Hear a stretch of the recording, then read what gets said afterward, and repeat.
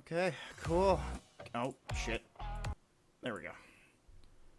GunGamers Podcast, episode 17. Nothing super special this week. No special guests. We had some technical issues with a buddy of ours. He had to, or actually two of our friends who were supposed to be the guests, they ended up having to drop out at the last minute due to some real life stuff. So, yeah, we've just got the homies for tonight. We've got Pete Jericho, who is a friend of ours. You can find him at Cherry Cop on Twitch, and also he does some Omega production stuff as well. Yeah, I'm one of the. He plays with us. He plays with us a good bit too. He does. Yeah.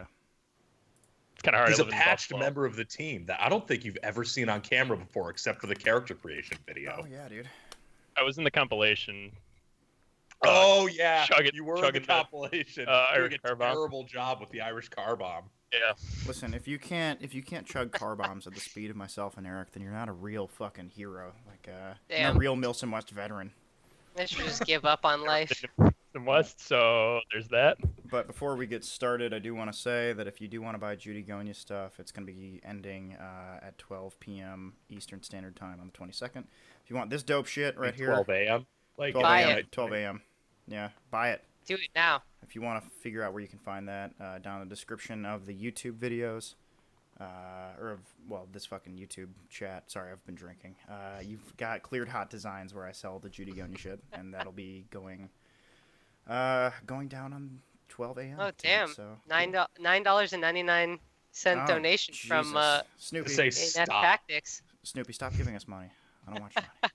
Listen, Snoopy, I'm just gonna drunk dial you again tonight, and it's gonna be glorious. I'll read you a birthday or a bedtime story, and it'll be great. I'll do it in the tactical wizard voice if you want. Oh, that's hot, Eric. Oh. Oh. Oh, we have a Joe. Oh, we do have a Joe. So we also have Joe. Oh damn! Being My an finger. absolute fucking Joe. How's it going, Joe? You have the sun in your room? Did we lose him? I don't know. He might be having issues. Oh, nope, there he the sun is. turned There he off. is. Hold on, Joe. Can we? Audio? Does he have audio? In... Joe, I look don't at your hear link him. today. I don't hear Joe. No, I'm not getting Joe. Just yelling. Oh, Joe sick, cannot dog. technology. All right. So, Eric, you had some ideas for this podcast. What do you want to talk about? Well, actually, Kaylee and I both had some ideas, and I like Kaylee's as like a silly note. Yeah. Do we want to do the serious topic first or the silly topic? Let's Dude, do I'm good for serious either. first, and then when everyone's really wasted, then we can talk about what I want to talk about. All right, I like this idea. Listen, I'm like halfway through this beer, and I've got another three lined up, and I'm already 4 in, so we're doing good, guys. We're doing real good. Do we have a Joe? Can you hear me? Yeah, we do have a Hey, Joe. we got There you. we You're go. a little quiet. Can we turn him up or? I'll turn me up. Hold on. All right. Un momento, por favor. I think that sounded better, but No, hold on. I can't. That's what I was trying to deep throat the microphone a second ago. no, never mind. That's perfect. You sound perfect now that you're talking and I'm not talking. So I'm sure chat will let us know if any of us are. Yep. Good times. Anyway, hi. Have we gotten live yet? Did I miss the? Yeah, we're we live. are We're no, live. You just Yeah. went live, so you're Hi, good. everybody. By the way. Who are you, Joe? Why do we care? I'm Sober Joe, and I drink with Eric. Nice. And That's you it. die in mosh pits. And I die in mosh pits a lot. Eric, you got harder in I mosh don't- pits, though, because Yeah, you no. actually You injured physically yourself. die. You True. physically die in mosh pits. I emotionally die in mosh pits. There's a huge difference there. Hell yeah, brother. All right, one quick thing. Yeah, if I just- you want the Judygonia shit, I'm just adding the link down in the description, or in the actual chat right now, so that's cool. I wonder if a Casey Strain would fucking laugh their asses off knowing that that's a thing. Considering What, you they've had constantly injure yourself in the fucking... no that because you know about the whole Casey Strain Patagonia thing, right? I have Oh, the yeah, Acacia, yeah. I Yeah, have the he's Acacia got the Strania shirt. shirt, yeah. All right, there you go. And Eric, I did wind up buying that shirt and vinyl. Nice. Eric is the worst enabler in the history of Airsoft enablers, and it's not hard. You really have to twist somebody's arm to buy something. But literally, Eric sent me a link for a band package for the Acacia Strain, and it was $25 for everything, including the shirt that he definitely thought I needed, which is he was right. Or Is an the extra Acacia string you $5 for a vinyl. Yeah, or an extra $5 for a vinyl to go, a 7-inch vinyl to go along with it. I said, Ooh. fuck yeah! I don't own a fucking record player. I have no way of listening to this fucking album. I just have the vinyl now because it was $5 extra. So Eric's the wall worst art. enabler in the history.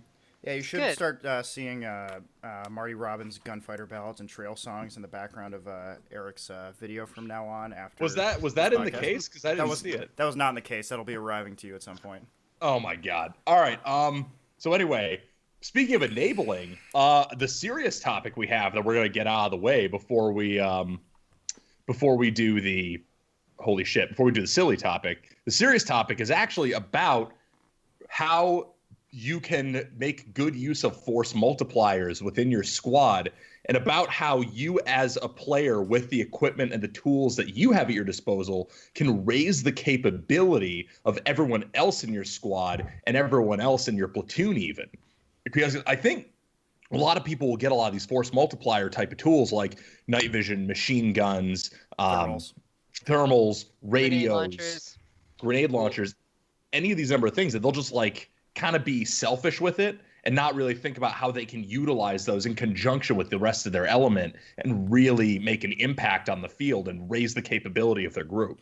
So one thing I'd bring up is the fact that like, if you look at like the way an army squad, like a fire team or like an actual like rifleman squad is actually broken up. You mean a trained bunch of professionals and not us, right? Yeah, trained bunch of retards trained bunch of professionals is put together is that you've got like a couple of riflemen, but then you also have a significant number of force multipliers actively in there. You'll have a 240, you'll have a 249, you'll have everyone having radios, night vision spread amongst the group. You'll have in the newer versions, or excuse me, in the modern day fucking squads, you'll have stuff like ATAC built into the actual squads as well. So you've got a number of force multipliers just there to improve your ability to actually operate as a unit, and put more fire down range accurately. So this is really cool that I happen to jump in right at this right time, because as Eric and we never actually did a Milsim West together. I've been to 2 Milsim Wests, and both time I was RTO for the platoon. Yeah. And that is like my Milsim. The more higher up I actually go, the more focused my point gets. And so I own a ham license. I got my ham license back in college. I know how to do radio shit. I know how to repair it. I know how to use it, and I know like the general like how to talk over radio and communicate things rapidly and only give the important information. So I love doing radio shit, and they're like, well, we need RTO, and I went, oh look, I have several $100s worth of radio equipment. Let's do this. Yeah. So I fell into that role, and I wound up asking a lot of questions from a real RTO that I know, and talking to the Milsim cadre, who are all veterans of some capacity or another. And so I did. There's two huge points about doing it this way, whether you're a radio grunt or you're a machine gunner or whatever it is kitting correctly, and then knowing how to utilize that kit, as Eric said, not just selfishly for yourself.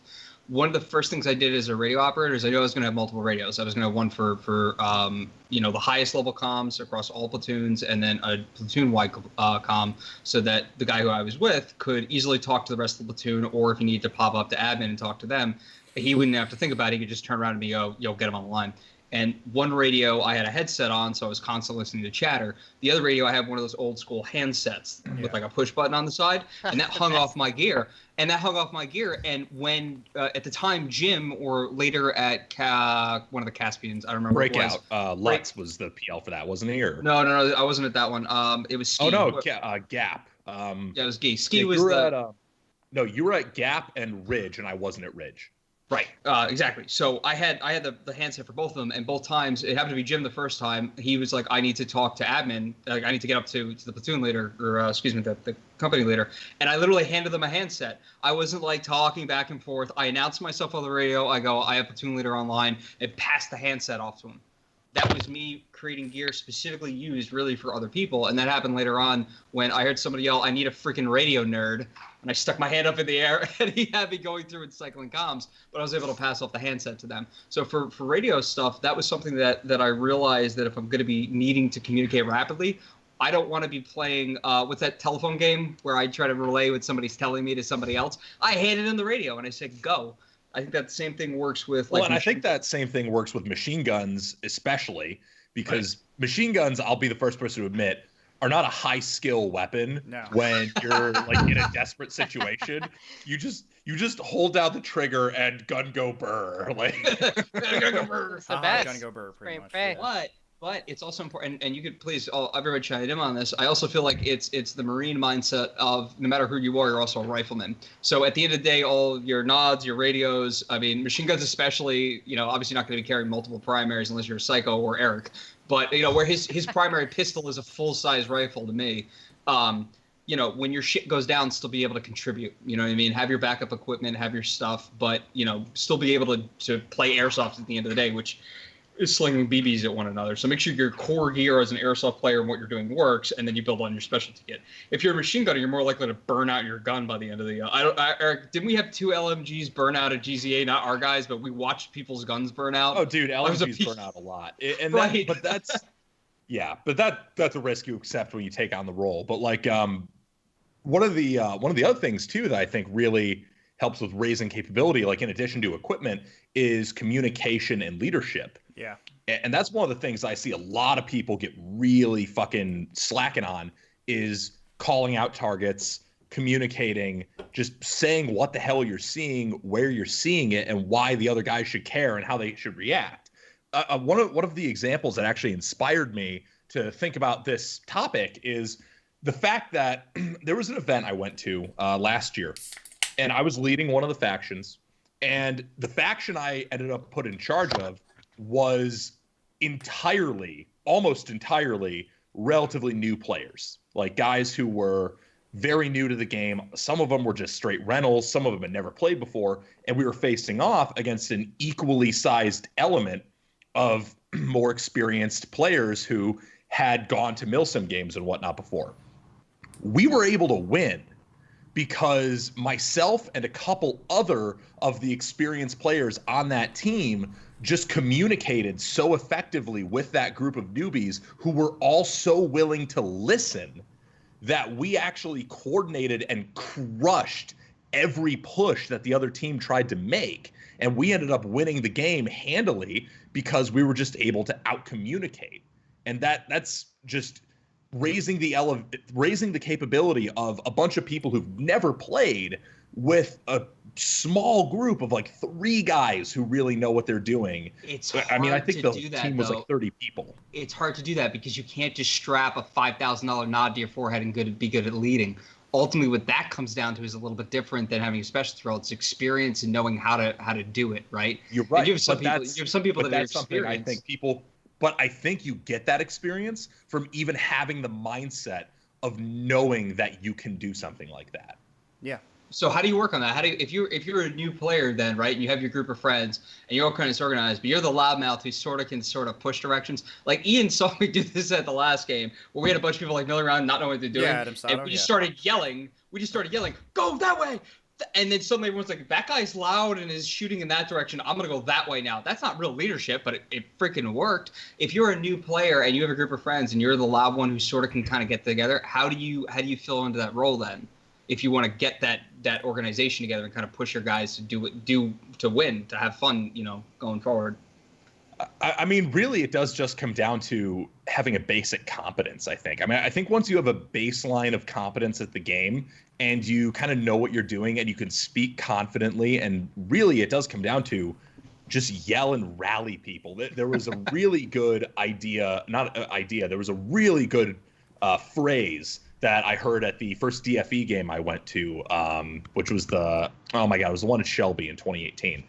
But I went to that game, and one of the guy who was the RTO for our team, or the XO, guy named Austin, he said, it's better to have a bad idea that everyone does than a great idea and no one wants to leave cover to do it. Yeah. Like at a certain point, you kind of have to throw shit at the wall and see what sticks. But luckily, it's Airsoft. We have respawns. We get to try again if we fuck it up. We all died. All right, let's try that again in 5 minutes from the other direction this time. Same plan, just from the north, right? And I feel like for those of us who've used nods at like more large games too, like I feel like even night vision is another one of those things that, yeah, I get it. We all want to flex on the pores and have our cool nods. But if you use it intelligently, you can use it a lot more to coordinate with your group and people who don't have nods. and try to spread that information around and result in better pushes. I mean, like, I'm sure Kaylee and even Peter have a lot of practice with this. Like, Kaylee, you've played with night vision more than probably I have. And Peter has never owned a night vision, but has played with guys who have it. So, like, what are your guys' thoughts on something like that? I guess I'll go first. So the only real leadership experience I've had in Airsoft and Milsim was at Depot, where I was expecting the entire GunGamers crew to be there from day one, and I show up and I'm like, "Hey, I'm gonna do the night game." Drunk. And 9 o'clock rolls around, nobody else has shown up except me, Bolin, and like 3 other guys who were like, "Hey, you're with GunGamers? I guess I'll roll with you." Yeah, you, Ryan, and all those guys. Yeah, and so when we get to the staging area, our CO's like, "All right, who's leading?" And I was like, "Well, I've led in PlanetSide 2 before. I can maybe do a little bit of this." And he's like, "Sure, whatever, go Your first for it." mistake was making PlanetSide 2. Or 100% Video playing games PlanetSide always 2. translate to real life, so No, I know, let you guys talk about it. So yeah, I basically stepped up because I knew I had a decent radio, and I have led groups of people in some sort of military like simulation experience, and we just rolled with it. And the squad I was sent with was pretty much entirely riflemen, and we just had a couple of frags and smokes like split amongst us, and we somehow managed to get a airfield set up in the middle of the night, steal a SAM turret from the other team, like, and just do it. But yeah, it was pretty much, I guess what I'm going for is you'll figure out soon enough what everyone's skills are. Like, there were some guys who were definitely much better at doing like some patrol up and down the road to make sure we weren't going to get pushed by the other team, and other guys who were definitely more of, let's hang out at this rusted out train station and just play guard and see if we see anything, because they just wanted to stay up and just stare out into the darkness for 4 hours. Hell yeah, man. And that's fine. I mean, it worked. And then when we did get pushed, it was really easy to figure out who was going to be windows and who was going to take doors, and just watch that sort of thing. So yeah, I so mean, evaluating people's skills and like trying to figure out what people are good at is Figure one of that the out. is one of the key aspects of You'll- leadership, I'd say. something, yeah, you'll tell someone to do something and you'll figure out pretty quick if they're competent at it, whether or not they come back with a red rag on their head, or you know, coming back with a big smile on their face like, "Yeah, we got this." Like the guys I sent out to steal the SAM turret, like they came back with the actual missile. I have a picture, it's up in the gun. Now, did you have any night vision in that squad though? Did you have any guys? Got completely squad wiped the first push we did, because the team had a thermal sight on like an RPK that they had set up just in a ditch somewhere, and just I mowed mean, us all. that's pretty sexy. Yeah, it looked great. But then they left and walked past us, so we had to double back twice to make sure we weren't respawning anywhere near them, and then just walked around them because we knew where they were staying. And I think what helped us with that is at the Depot game there was some civilian role player, like militia local thing that was in the story that never really got worked out. I didn't even know that was a thing. Yeah, Yeah, no there were- idea. Had no idea that existed. I ran into Oh, those guys once, and they were like, "Yeah, we don't know what we're supposed to be doing. What are you guys doing?" Sounds Yeah, about right they're- for Battle of the they're- Depot. Because I had at Eric's recommendation a couple of the protein cookies, whatever they were called, as that, because I was expecting, because Depot was marketed almost as like a mini Milsim West, like 40-hour game. You could do night stuff if you want to, and I was like, all right, I'll bring an MRE and some protein cookies because Eric said they're good. And I traded with the I guess civilian role player guys, like, "Hey, I know where Tan's sleeping right now. Do you want to go shoot them?" And they're like, "What are you gonna give us for?" And I'm like, "I got a giant chocolate chip cookie." They're like, "Deal." So as we're walking back with the missile, we hear grenades go off in the distance, and I guess, I don't know, you just being charismatic with the role players helped out a little bit too with that.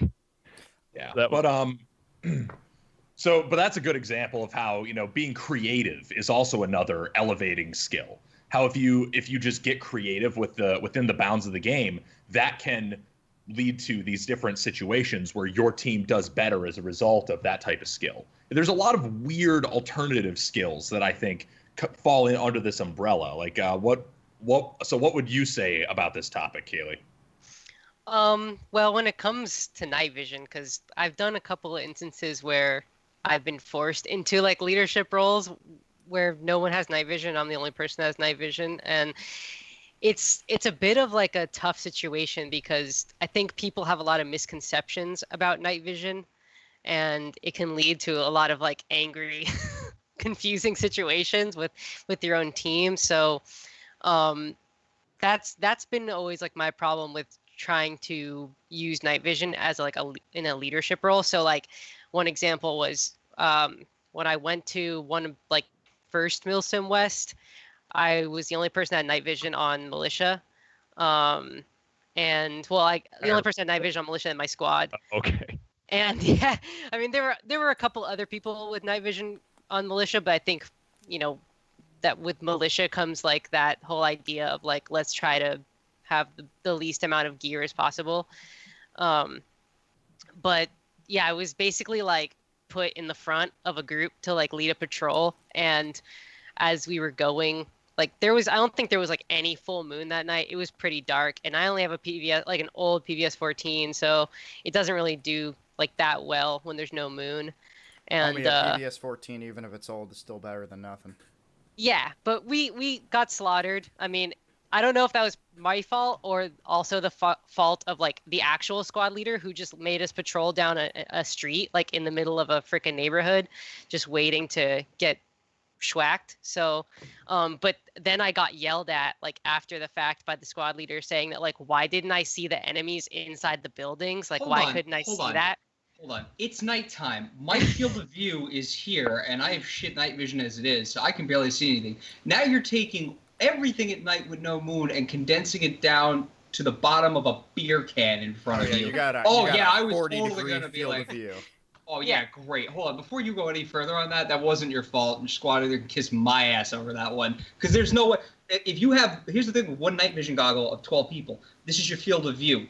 And you're trying to do a patrol like this, right? If you have 12 people that can look 360 degrees, yeah, sure, maybe you're going to see somebody sneaking up on you. One person with nods is going to be able to stop somebody from tripping over something in the road in the dark. But one person with nods can still be a good spotter in a lot of situations. Oh, yeah. And, in a patrol situation where you're trying to like, or maybe not in a patrol situation, but if you're in contact, that one person with nods can see other people's IR lasers, can see other people's IR lights, and then guess what you can do? You can flip that nod up, switch to the white light that you probably have attached to your gun, and you can answer that type of threat with the IR with white light, and that, number one, is going to blind their nods a little bit, if not, totally. A lot of people think you can totally blind nods with a flashlight. Not really. But what you can do is you can illuminate that area and illuminate that target and remove their advantage of being hidden in the dark and help to spot them for your team. So that's knowing your situation. That's knowing your situation, and that's also knowing the strengths and weaknesses of your specialized gear and how to maximize your efficiency, which takes practice and time. Yeah. That's a big One thing I've noticed that a lot of people really kind of think about nods is that some sort of magical all-seeing eye that allows you to view the entirety of the planet and fucking maybe your nods zero see light. Through walls. Dude, even yours. Even dual tube light phosphor. Well, what's Kaylee? What were you gonna say? Well, I'm just like the problem is like you can be a good spotter. Like when we were walking down that road, I mean, I could see mostly everything as I was just kind of like strafing my vision and making sure like as we were going down that there's nobody just like chilling in a bush or something. But the problem was that like when somebody is inside a house and they're looking like out of a window, like if they're backed up a couple of feet from a window, it's highly unlikely you're going to see them no matter what, like unless you have like good thermals or something. Yeah. So and like if you're a person with night vision inside the house, you have such a greater advantage over the person who's outside the house trying to look in into the darkness. So like, yeah, that was such a insane situation that I just got like berated, and they were just like, how could you not see, like, why did you not see those people inside the house, like you're why we got lit up? And I was like, well, this is not how night vision works. But on contrast to that, I did lead a small squad because my group we all go together, and we all have our night vision, and that's all fine because we know how to work together because we play with night vision at walk-on fields and practice there.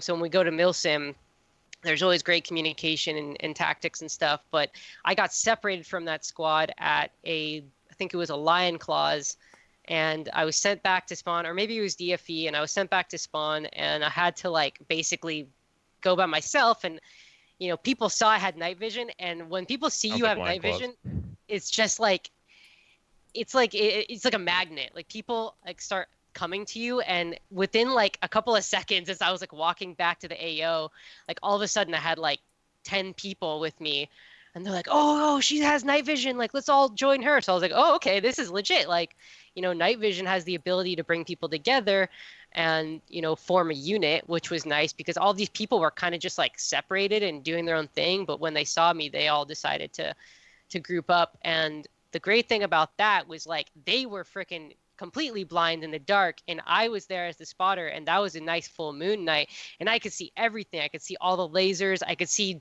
dudes running around and engaging with tracers and all that kind of nonsense. And that was a huge advantage for the squad because as they were going, they were just going to walk right into like a massive conflict that was going between two buildings. And I was like, no, guys, hold up. Like, I see IR strobes, I see tracers, I see lasers over there. Like, we can't walk that way. We have to go around, and led the squad like to a safe area where we were able to get like a much better chance at an engage, which we did. We got killed anyways because one person with nods still can't survive against a lot of other people with 15 nods. people with nods, yeah. Yeah. Yeah. So it still wasn't that great, but you know, regardless of that, it turned like a basically hopeless situation into, you know, a slightly more hopeful situation. And that's a game changer for when you're playing without nods and you're just wandering around in the dark, and especially like at that AO where there's just like holes in the ground and freaking barbed wire everywhere. It's a great place to get fucked up if you can't see where you're going. And Well, I was basically leading everybody. And someone is mentioning in the chat, you mentioned tracers, and someone else mentioned in the chat, they had a question of, well, where do tracers come in? And I actually think tracers and visible lasers are a very good tool for using to communicate with your squad, because if they know that your fire outgoing is the tracer or the laser, then they can follow that and see where you're shooting at. And that can be another option, like in addition to maybe using a white light, where you can really indicate. We actually talked about this after the latest Saratov game. We were talking about how myself and a couple other people had night vision, but the vast majority of our platoon didn't really. Yeah. And we were frustrated because we were trying to communicate where in the woods at night the enemies were that we were seeing, and we had no real good option to point them out other than like pointing a flashlight or something. And we were talking about, well, this is where it would be a good idea to have a visible laser of some sort, even if just a handheld, so we could yell out to our guys who don't have nods, rather than saying, he's by this tree that has this shape, which they can't see. Right. We could instead say, Grab follow a my laser laser and, something like that. and shine that at it. Follow or use my a light or tracers. something. Follow my tracers. Literally Yeah, follow my right. tracers. Easy there, Captain So America. good. Literally follow my tracers. That is Yes. something that we've totally Sir, that's totally looked at. 3,500 meters using. away. And that was a lifesaver. Like when I was leading that group of people with no night vision, was like, you know, anytime I tried to call, at first I didn't really think about it, and I was starting to make these call outs, and they're like, well, we can't see that. And I was like, oh shit. Like, so then I switched my, you know, IR laser over to the visible laser, and I was like, okay, look, you see where my red laser is? Like, that's where they are. Like, there's tons of dudes over there, so let's avoid that. And that really helped them significantly, like figure out where engages were happening and move into a safer area. So yeah, it's such a good tool. Like, even if one person has nods, you can still lead a group. And people in the chat, of course, are saying, well, tracers go both ways. Lasers can be traced back to you. You're correct on all those things, but that's the beauty of if you set up your equipment intelligently, you can just burst the laser a couple of times right before you move, or you can turn your tracer unit on and off. It's got a little on-off button. I have mine mounted on my rifle, so I can use my index finger to hit the power button. And then you can actually make it where you can use the tracers or the laser only when you need it. And that really does a lot to minimize the advantage of the other team tracking them back to you. And we're also operating somewhat under the assumption that if the enemy team has nods, they might know where you are at already. If you've seen some of the capabilities of some night vision setups, you're not hiding from someone with a Cody, okay? Yeah. No, absolutely not. I mean, like, especially if someone's running like White Phos, like Sentinels or something like that, you see everything. There's nothing. Yeah. Shut up, Ian. No, Shut so up, Ian. one thing I will say is that you can say that all you want. That's just like, oh, it's this all-seeing eye. But one thing that people, if you want to know what the night vision experience really is like, go ahead and play your favorite video game at 40 FOV, and then tell me how well that goes for you in a In black multiplayer and white. scenario. Yeah, in black and white. And turn your gamma all the way down too, so you All can't the way see down. anything without turning the No nods on. And even contrast when, whatsoever. Make sure there's no It's- contrast. It's Night not. vision. Go ahead. Night vision is a tool. Night vision ultimately is a tool. It's a huge tool. It's a major game changer. It's a great tool to have, but ultimately it's a tool. You can have all. Well, this happened with Kyle. This happened at the famous GZA game where it was the first time that 5 of us ran nods at the same time, which was the coolest shit we've ever done. But we already kind of like had a mindset of what we've been talking about this. Kyle and I were I was using my IR laser as a lasso. So I wouldn't point exactly where somebody was, but I would do a quick lasso with my laser. If that's the general area, I'd only point it at like a building or a very specific spot. So Kyle could then, instead of like trying to look for my laser, he would just see the motion and kind of then focus his nods on where he had to look.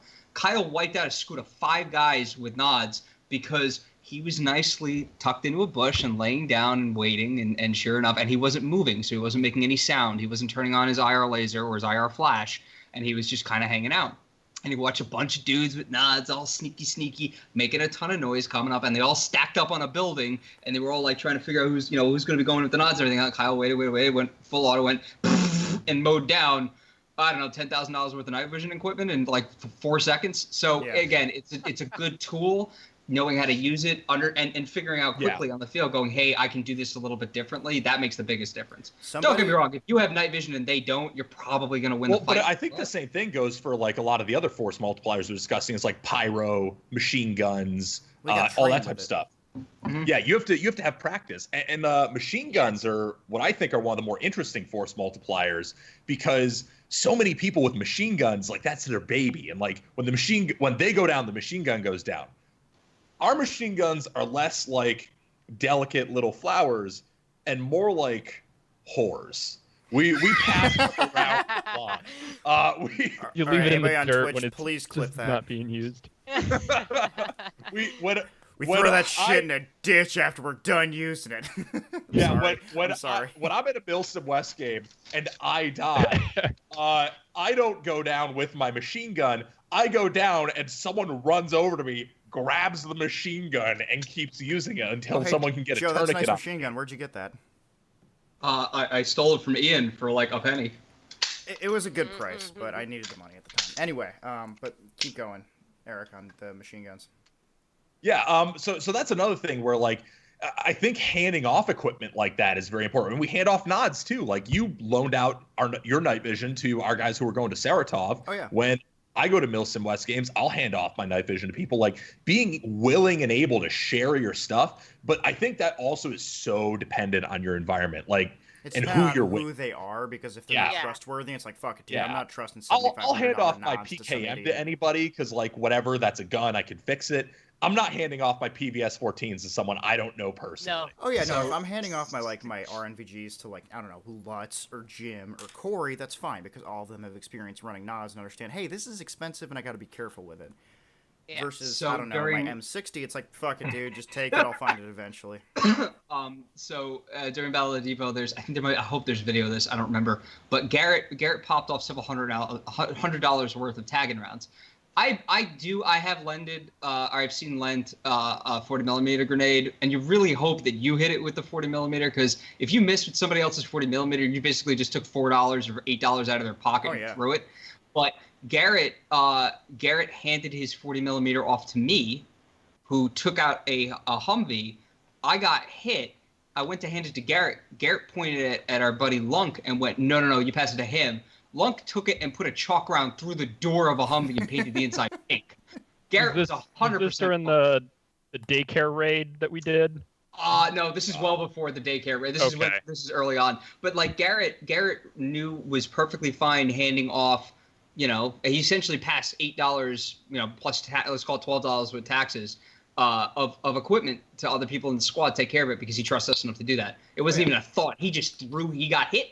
There was a Humvee there. Go blow it up. He was more than happy to have somebody else popping off rounds. Now, would he have done with somebody he never met? No. Same thing with the nods or anything else. But and that's the other thing too. Like I I'm not very good with grenade launchers. I have a grenade launcher setup. Oh yeah, if someone handed me a grenade launcher to use, I would say no. Like I'm terrible with grenade launchers. Someone hands me a machine gun to use, I'm like, oh, I know this, and that's like no problem. But yeah. So I guess the message overall of this whole segment, we talked about night vision a lot. So we'll probably answer some night vision questions that people have put in the comments. Yeah, so but someone has been asking about psionics specifically. Well, before we go into the question, Yeah. let's wrap up the segment. I think the message overall is that you can raise the capability of your group with all these different tools that in weird ways that you might not think of if you don't have the practice with them. Is that kind of where we're at, or? Yeah, pretty much. The most Let's- important we thing haven't you can- I have covered a many really of good them. example of that actually. Just really quickly. Like, because I think I've mentioned this on the podcast before, but like every full moon, one of our fields, Code Red, does a night vision game that we basically created with them, and it's a really good example of force multiplier because there's only about maybe, I don't know, 7 or 8 of us on a good day, and not all of us have night vision. Maybe about, I don't know, 6 people or 7 people have night vision. So maybe we have like 2 people that don't or something. But one of the people that doesn't has an LMG. So basically we do a game where it's just like the 8 of us versus the rest of the people who come to the field for the night game. So it's probably about like 7 versus, I don't know, 30 or 40. And you would think that that's kind of like impossible odds, especially when a lot of speed QB boys will think like, oh, well, I'm just going to run at you with my, my light and just shine it in your face or whatever. But basically the game is we have a defense point and a wall, and all they have to do is come and touch the wall to win the game. And not once have they won the game yet. So that really goes to show you like how force multipliers can work, because 7 or 8 Milsim boys with freaking night vision can take on 30 or 40 players who are just using like white lights and lasers and stuff. And our dude who has the LMG with no night vision, he just uses tracers, and we all just use visible lights or lasers to show him like where to shoot, and he just lays down the cover fire, and we can adjust that fire just by telling him like, okay, like just adjust fire left or adjust fire right, or they're going to this thing or that thing or whatever, and then he can adjust fire and lay down suppressive fire while we put in the precision fire with night vision. And communicate with him. Yeah, and exactly. And we all run comms too. So it's like all these tools together, like comms, night vision, LMGs or whatever, heavy machine guns, like all those things together can turn a group of 7 or 8 people into, an unstoppable force that has never been, bested object yet. In this specific instance. Yeah, like basically we don't move. We stay in one specific spot. We can't really move from where we are, and all they have to do is touch that wall. And they've gotten pretty close a couple of times where they've just done massive pushes where everyone tries to run at once and just touch the wall, but it doesn't make a difference because we see them and they're just going to run straight into the BBs, and they just get so confused because, and it sounds to me like with better coordination and better communication, they could probably make a better push. They probably could, yeah. If they were all using comms and actually communicated, like, oh, there's one of them is camping here. Or one of my pet peeves though is people who think they need a radio to communicate. No.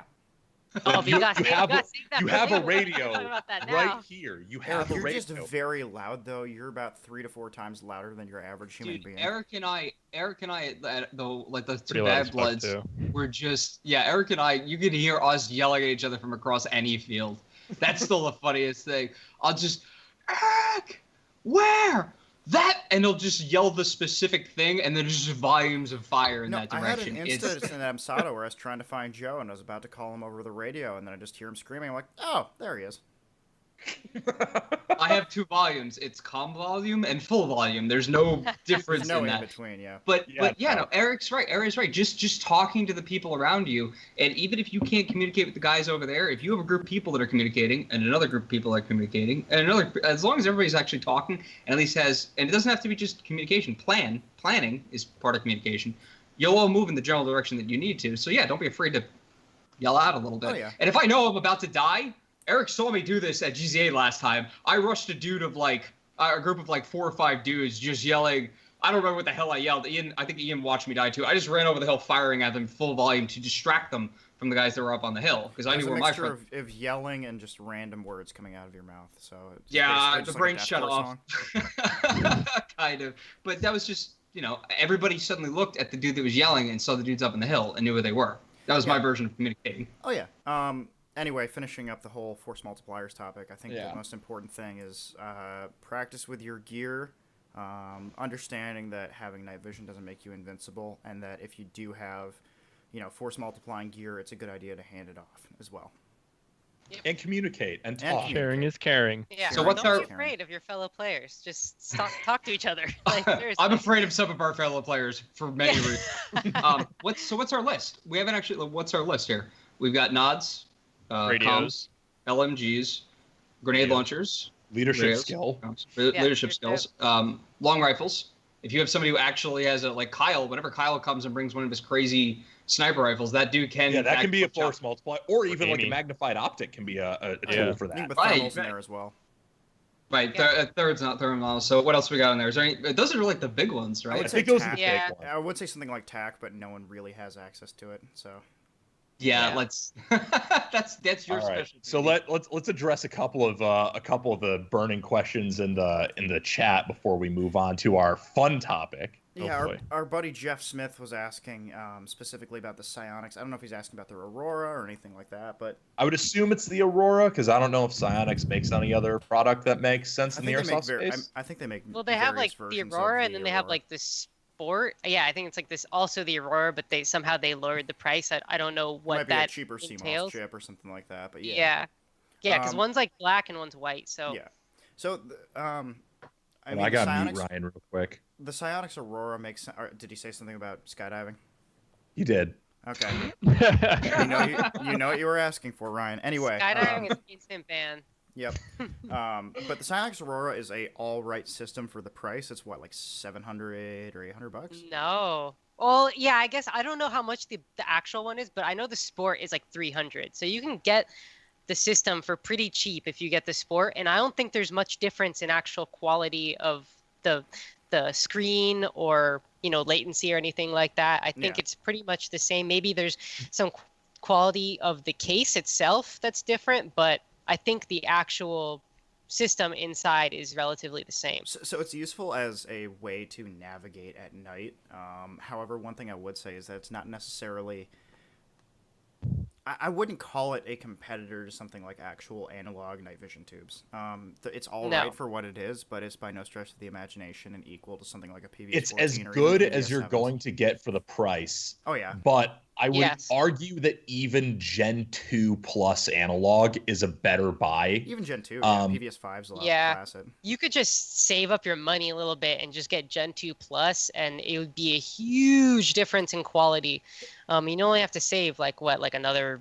If you're gonna spend $700, you're looking at another like maybe $100 or $200 for a good deal on a Gen 2 Plus unit. And that's not to say the Aurora is bad. The Aurora is a fine unit. I just don't think the Aurora has met the potential to be fully worth it yet. Not yet. I think it's a very exciting technological development. I think there's a lot of potential, but I personally am holding off on the Aurora until another couple of generations, because I don't think we've seen the full potential of that system. No, you haven't. I mean, digital night vision is going to be the future. I'm saying that right now. Yes. Like, we have kind of reached the limit as to how good you can make analog night vision. And don't get me wrong, good analog night vision, with like a high figure of merit and white phosphor is phenomenal. It's really, really, really cool stuff.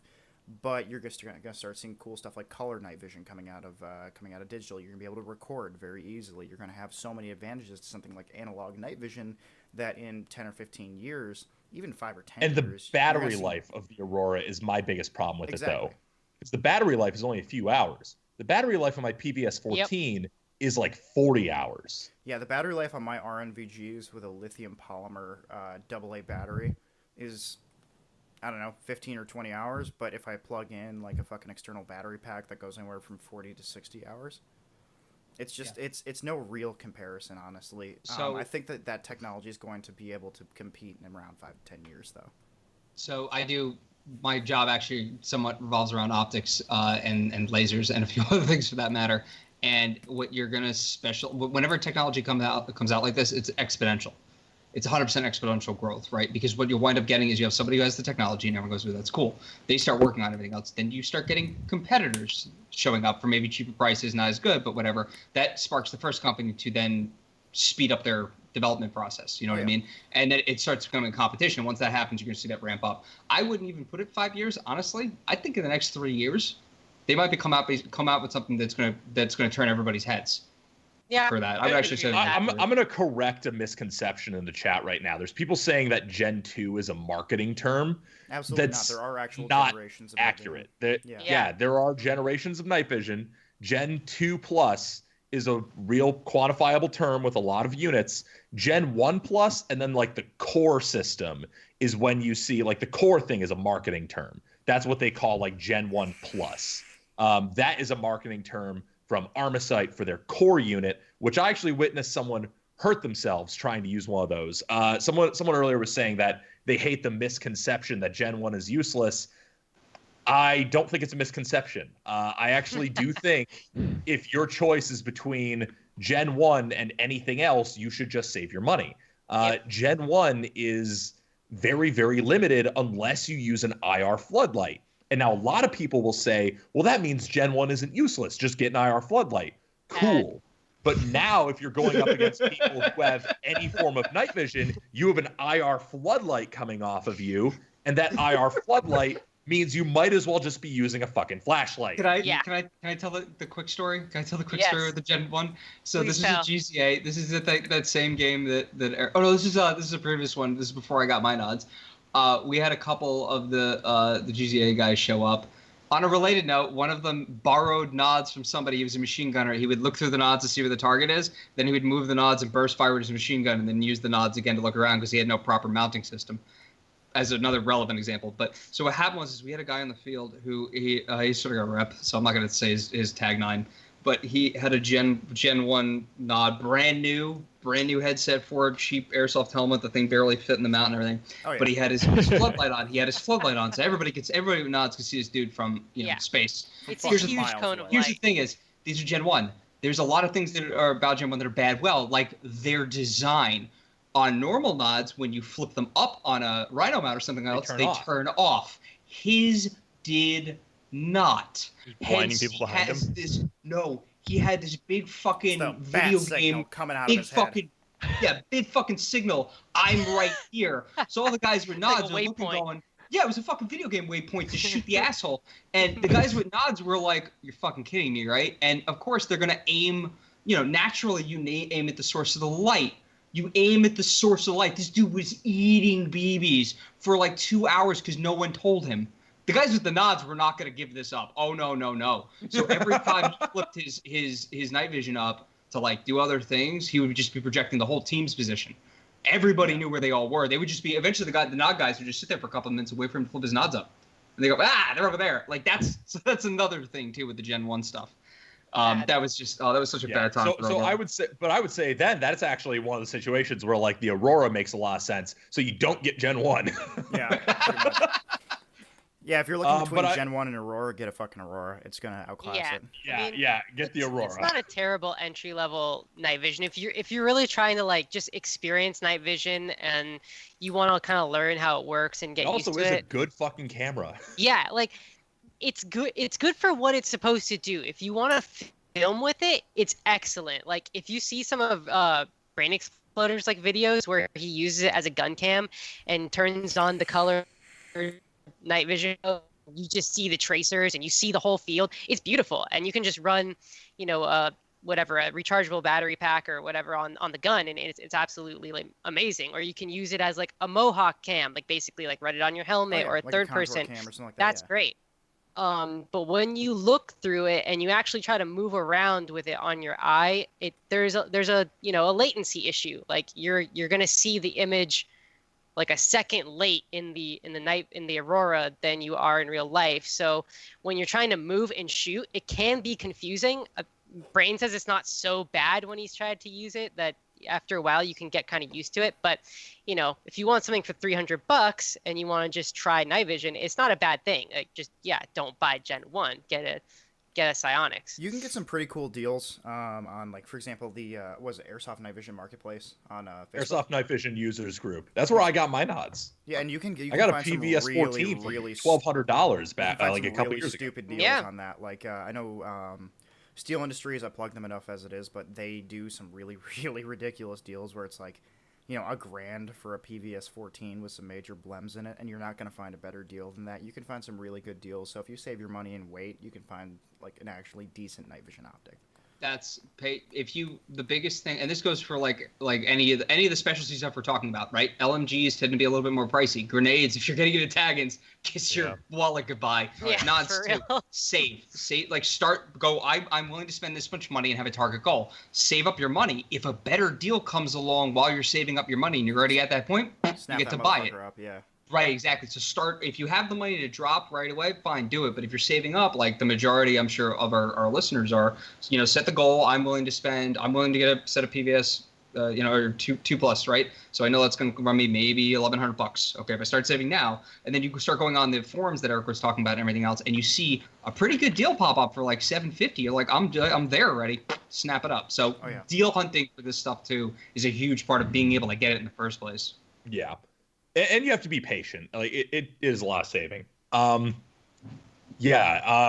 there's any other burning questions that we haven't addressed a million times elsewhere in the chat, let's move on to our fun topic. What's the fun topic? I don't know what it is.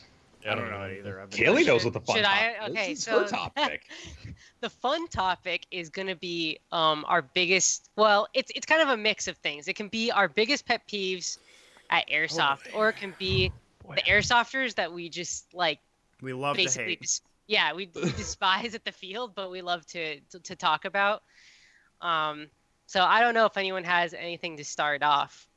Okay, so first things first. This is a pet peeve. If you're going to an airsoft field, take a shower and wash your gear. I don't want to be sitting in the staging area and, you know, smell a fucking mass grave, you know, from 30 feet away. Dude, it's fucking gross. It is gross. If you smell bad and you're at an airsoft field, I don't want to be near you.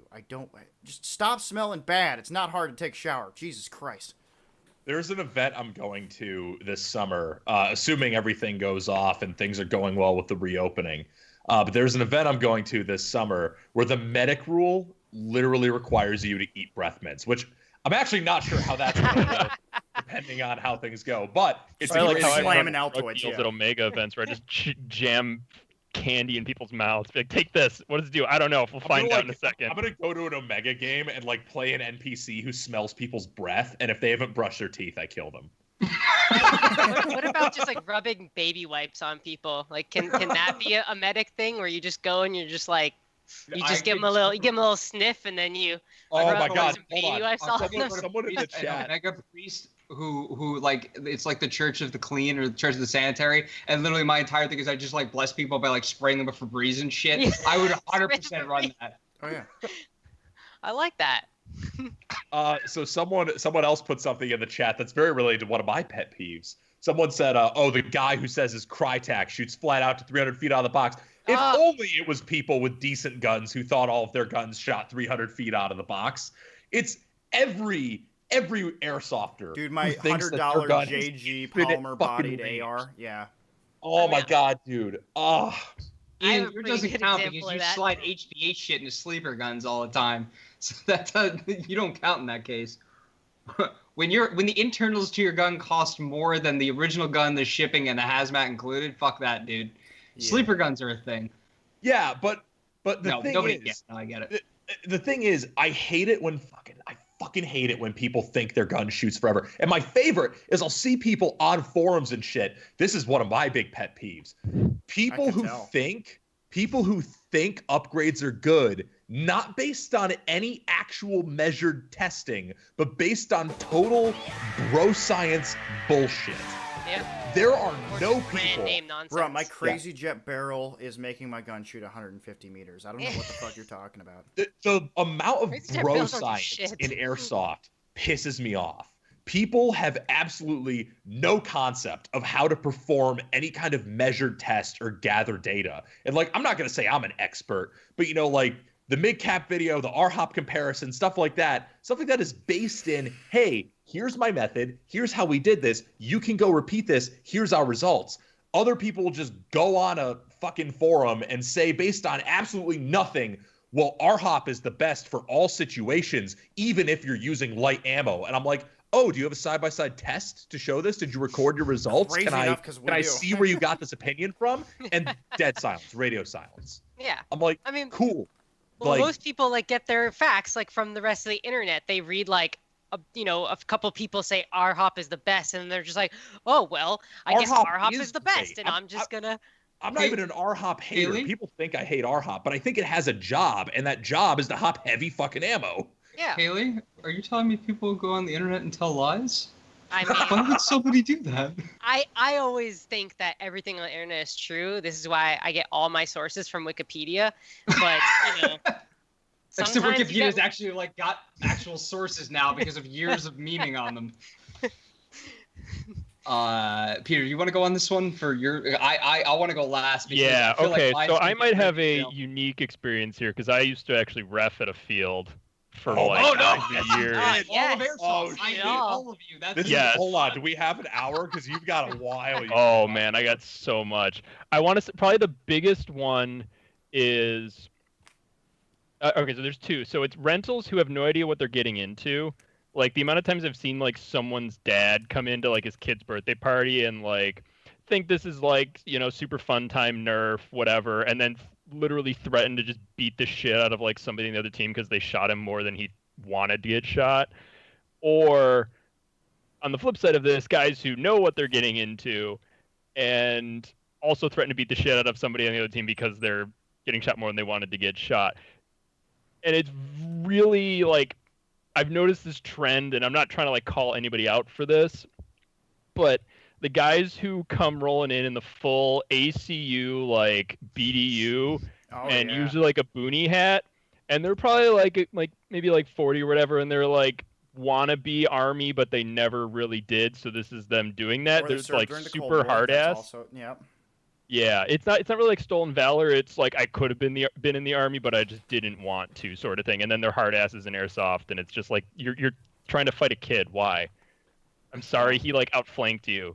Can you go back to respawn now? I don't really want to have to ban you from here. My I'm favorite 16 is when you front get of college. when you get brand new boots straight out of AIT or basic training on their fucking holiday block leave who think that they're about to be some sort of special forces badass. Just getting it fucking annihilated by some 14-year-old with a Crytek Vector or something like that. Oh, it's the some texture. speed- It's so some good. speed It's soft boy. delicious. It tastes so good. It's got a great texture to it. It's just mwah. So my That's the my- best. My biggest pet peeve, and this is one that I have gotten legitimately angry about, and Eric has seen me get very fucking heated at some of our friends for this, are safety dodgers. It is prevalent in airsoft culture, and I use that term in the loosest fucking sense of the word. But let's start the list. People that think that mesh goggles are safe. Go No. fuck yourself. You're going to lose an eye. And stop telling Andy, me. I Stop telling love me that you, it's but acceptable. use fucking ANSI rated Let's eye. try not to call our friends out. Okay. Don't use fucking mesh goggles. won't care. Andy won't give a shit. He'll still keep wearing them. But don't fucking wear mesh goggles. Stop telling me that your knockoff Z-Tac Ear Pro is gonna protect you. Like you use them for real shooting, because I guarantee you don't. No, you don't. I guarantee you don't have real Like guns. $40 and they work fine. Jesus. Dude, even the ear the morphs big work. thing Jesus. is people who use if you use a laser on your airsoft gun, I hate you.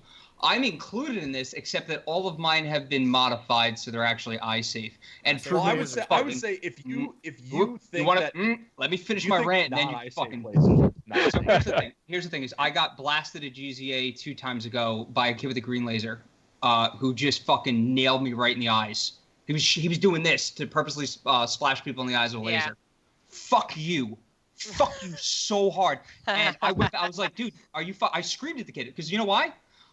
$5,500 worth of LASIK surgery are in my eyeballs right now, so I wouldn't have to wear glasses while playing Airsoft. But he's Okay, and that trying was to on- give you free LASIK. He's trying to Oh my improve God. your vision. Like, if you have a laser, don't point at people's faces. Just flat out, don't fucking do it. I don't care if it's IR. I don't care if it's eye safe. I don't give a shit. Don't point at people's faces.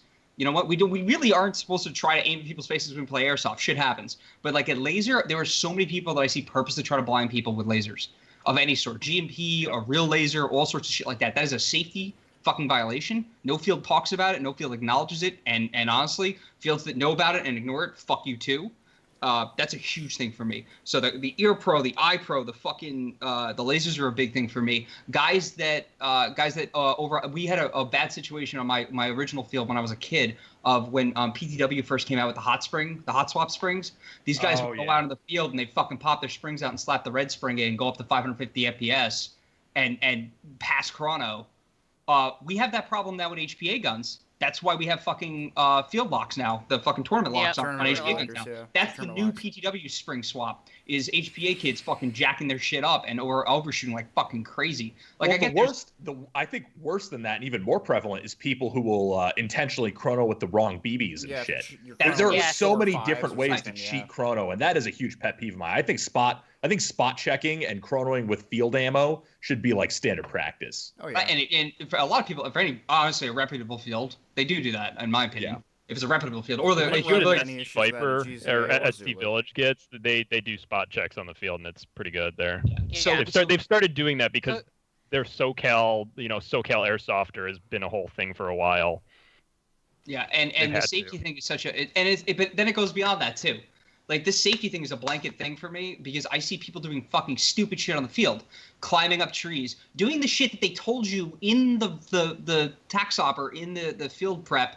Don't do this because the field is dangerous. Don't go here. Don't do these things. Don't be a fucking special badass because you're gonna get in a tree that no one's. Hey, maybe if you're a field person and you're a ref, maybe you should block off the areas you're supposed to that players are not supposed to be in. Fuck you. That wasn't my fault. But that's the whole thing. Is I have a huge pet peeve with safety breakers, and unfortunately in Airsoft, there's a lot of people that either don't think about it or don't care, or actively choose to get around it because they don't think they're going to hurt somebody. If you do that, if you've thought of that, or you're that last person that thought, whatever, I'll do it anyway, they probably won't get hurt, or I don't care because they'll never catch me, kill yourself. Yeah. It's fucking annoying. I think a lot of people they want to hurt people. Like, I think that's the whole intention is they want. I would say my biggest pet peeve with Airsoft that like circles to both these is just fucking edgelords. Yes. And like I get it's probably ironic to like hear some dudes who make a weird tactical wizard cult video about some guy sacrificing virgins to have an eternal night. Like, it's probably funny to hear me talk about that, but like, people who are malicious, like actively malicious edgelords, like they want to look tough by playing BB Wars. If you think playing BB Wars in a certain way, or you think doing certain things at a BB Wars game makes you look tough, all I'm going to say, try to get laid in a bar with it. You won't. It goes to my prior point of wearing ACU does not make you look tough. It makes you look fucking stupid. No, it looks great. Go to a bar and be like, I mag dumped somebody. Yeah. Listen, dude, I was mag dumping these guys. Do you want to go home with me? Absolutely not. No, Joe, I'm gonna add on.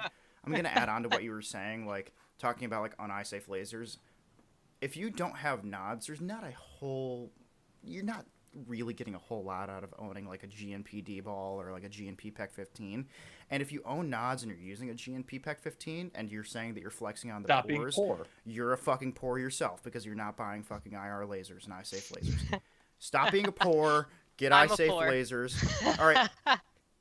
Kaylee, stop being a poor. D-ball, but I do try to be really safe with it. So, and I don't really use it that much. I rely more just on tracers nowadays because the GMP laser, not only being not eye safe, is also just really freaking powerful. So if you turn it on with night vision, it just blows everything out anyway. So it's not very effective. Yeah. There's a project we've kind of been working on and off to try to put out a tutorial on how you can modify those to be eye safe. Well, that'd be awesome. And I know what Eric's talking about too. It's one of those things where like, and we can make a whole video about this. We could do a whole podcast just about lasers alone and stupid shit I've seen in Milson West games done with lasers from some guys that have access to some shit that they maybe shouldn't.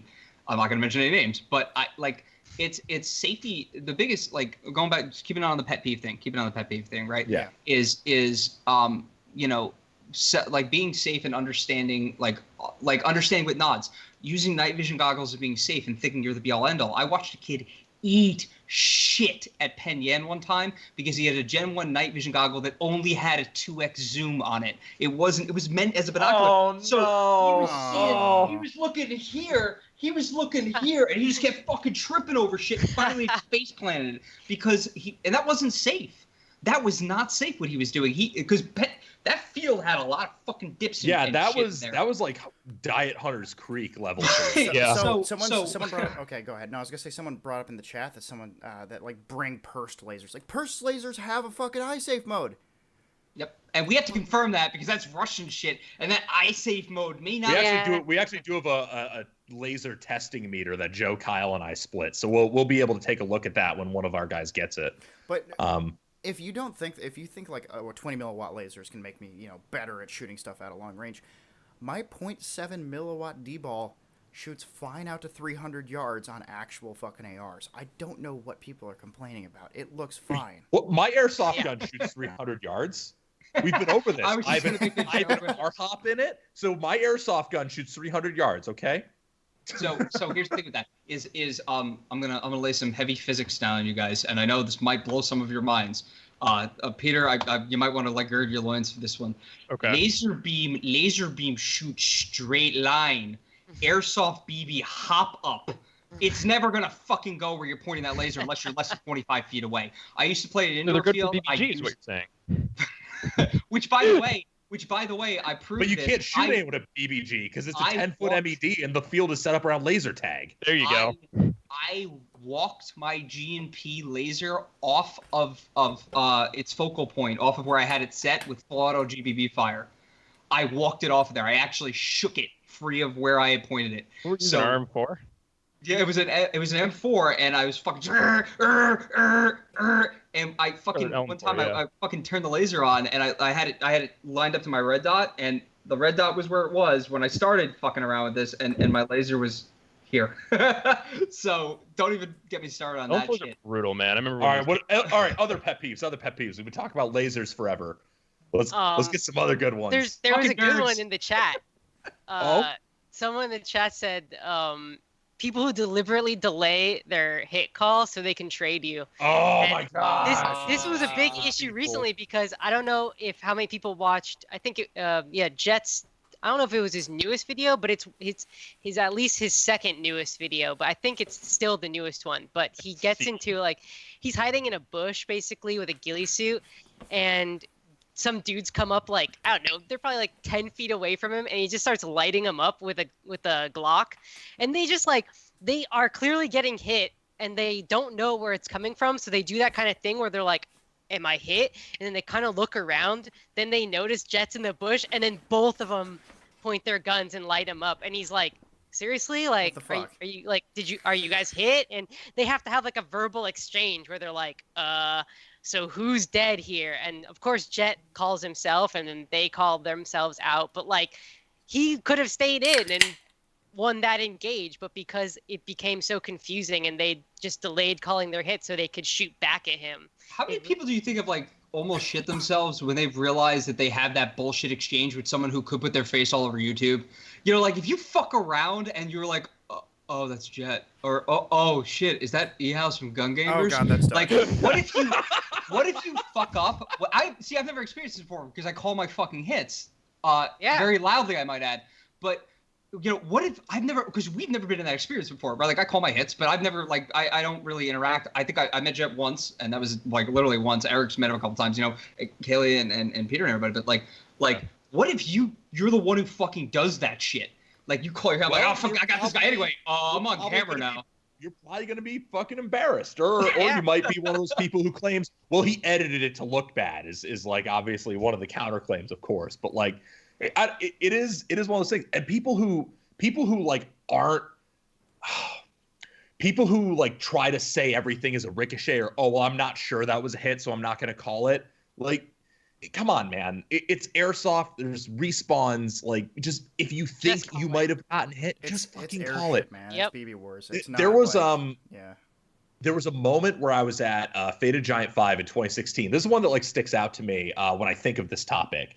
I'm like in a position, like kind of in the middle of some stuff, and I just like I feel like a little something bounce off me, like really minor, to the point where I'm like, that could have been an insect, like fucking or something, but I don't know.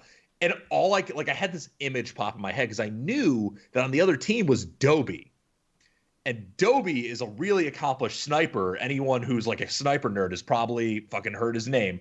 And I knew Dobie was on the other team. And all I could think in my head was, what if that's Dobie shooting me from some inconceivably long range, knowing, like, watching that BB hit me, and I think it's something else, so I don't call it. So I pulled my fucking red rag. So I'm like, you know what? I know how much his ammo costs. I know how much money he's put into his fucking rifle. If he shot me, I'm fucking making sure he got it. Yeah, I mean, I don't know. I've had instances like that too, where I've been at like fucking, I don't know, GZA or Zulu 24. I've had instances at both of those places where I just, feel like a tap or something like that. I'm like, I have no idea what the fuck that was, but let's just call it anyway because I don't want to cheat someone out of a long range kill, Even if it's like a bounce off a wall and it hits you, just whatever, dude. Like, call it. Like, who cares? I don't know if this happened to Ian and I, but this has definitely happened to Eric and I. Eric and I have called each other getting hit before at GZA, where like, one of us got. You don't feel it. Right, and you're like, hey, dude. Which will tie into my next pet peeve. It'll hit, and one of us will be like, yo, dude, you got nailed. And like, as a friendly, if one of my friendlies tells me I got hit, I'll be like, oh fuck, thanks, dude. I didn't even fucking feel that. Right back comes out. Or if you're, like for example, a comes over and tells me, then yeah, sure. Like if someone hits me in the backpack or something, I'm like, okay, yeah, like I'll walk out. I'm not gonna argue or be like, well, I didn't feel that. Go ahead. If you watched the ML36 video, you saw the clip of Garrett nailing that 212-yard fucking glorious 40 mil shot. But those guys was probably on the borderline of whether or not that should have counted. Exactly, and those guys could have easily not called it, but because they were good sports, they're like, yeah, fuck it, let's just give the guy his jollies for the day. If you know you're in that video, massive bro moment because you gave Garrett an erection that lasted well beyond 4 hours. So thank you for being good sports about it, because you know what? If that was a real 40 millimeter airburst round, you'd all be dead. And it's cool that they did that. Eric, before you sneak in here, while we're all talking about this, a pet peeve we all share amongst us are the airsoft tanks. Wait, do you mean the Pokemobile? Oh, I thought you meant that airsoft tank. Oh, you mean technicals, no, I mean like just soak ammo, hundreds, tagging rounds. Sniper BBs, claymores, doesn't matter what hits them. These will also be the guys where a grenade can go off right next to them and be like, oh, well, that was 10 feet. I'm not out. Yeah. Oh, or they like get behind their buddy. There's a wall behind me or some shit. Yeah. You're like, oh, there's a section of the wall that covers half my body. That's why I fucking hated BBG's rule of two walls on the ground. Like, it should be one wall. Grenade and we're not dead. Yeah, it's also like my pet peeve when people don't call the tag in like the powder rounds. It like hits the wall like next to them, and they're like, oh, well, that didn't really like explode or anything. I don't think I need to call that. I'm like, oh, sick, because there's been times where I've shot tagging rounds, like multiple tagging rounds into a window where I know guys are, and then I'm like, oh, okay, they're all dead. Let me cross the street now. Starts walking outside, then like 3 dudes come out the window and start lighting me up. I'm like, okay, come on, guys, like you got hit by that tag in, like please. But whatever. Someone chose to throw money at you. Call the damn hit. Yes. Yep. That tagging round is $10. You better call that hit. But that goes into my other pet peeve of not calling other people's hits. That is exactly where I was going. Yes. I am guilty of this. Eric has had to calm me down before, and that was usually. Joe will admit he's guilty of this. I have literally told Joe before, if you don't calm the fuck down, I'm leaving. Yeah, and he was right. Now, granted, the situation, I got to paint the situation too, is we had been in a very long day of people not calling hits. Eric and I were both lighting the person in question up, and I had gotten past my point of good sportsmanship. I had lost my cool. Eric calmed me down. He was like, dude, I don't want to play with you if you're going to act like this. I was like, all right, fine. We had a very long day of bullshit that we both knew what was going on, and he was able to like calm and cool it down. Me, I was yelling, call your fucking hit, you stupid, and insert whatever thing you want to fill in there. I just started screaming, and it was bad. I knew it was bad. That was a rare case. I don't normally do that, but I did it 100% because I got fed up. Dude, I feel you know what I mean? And that's the thing, though. But I think everyone's got like their breaking point of like getting fed up and getting pissed off. The thing is, like, I've kind of trained myself where like if I get to that breaking point, I just fucking leave. Like I don't want to be on the field acting that way. So like I just it's not and this is where I'm gonna put up forward like the little bit of I've got that YouTube persona to protect, but like it's not even that. Like Airsoft is my fun space. Airsoft is where I go to like just hang out and relax. And I don't want to be in my relaxing space in a mindset and in an attitude and doing things that aren't consistent with me having a relaxing fun time. Like I would rather just fucking leave than have all my friends watch me lose my shit. Because when I lose my shit, it's like when I actually lose my shit. When you're from the sideline, it's fun to watch. It is biblical to watch. Was I actually with you, Joe, fuck. when or was I with Ian when we were at Depot and that the fight almost broke out and Eric starts throwing people to the side to try to get the fight separate? Yeah, there was a wave. It was like Moses parting the Red Sea of Eric, just like, oh my god, what's big going on? motherfucker comes running up. Everyone's like, nope. Well, no, because like everyone involved in that was like 6'3" and like above 230 pounds. So I'm like, listen, I don't have nearly enough ass or size to deal with this problem. So I'm just gonna sit on the sideline and wait for this to fucking... I luckily did manage to keep my cool through all that until I was off the field. And even then, it wasn't like rage yelling Eric. It was like disappointed dad Eric. It was. Oh, 100%. I mean, because I drove there with you. And like... at that point, which totally ties into his... Once he's reached that threshold, he doesn't want to play anymore. Like, we were done after that, pretty much.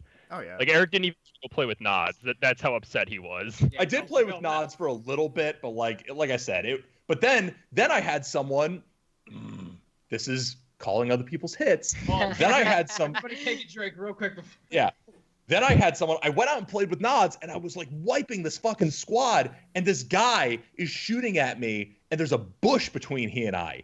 And that bush is deflecting his BBs to the point he's not hitting me, and he can't see that bush, but he just keeps shooting in my direction, and then he starts yelling at me. He's like, what, you think because you got a fucking night vision, you're invincible? Call your fucking hits, asshole. And literally, like, after having to deal with that fight earlier and then coming out here and getting fucking yelled at, just trying to play the fucking game, I just broke. I literally just yelled at the guy. I'm like, you know what, man? If you think you're hitting me, I'll fucking call it. I'm done for today anyway. And I just walked off the field because I had to be done. Like, I love when people think that their airsoft gun can just like mow down all foliage and like, you know, greenery. It's a brush like gun. in the I'm path. shooting like .45s. It's like a 45-70. It's going through trees. I have seen a fucking leaf stop a BB before. It's not hard.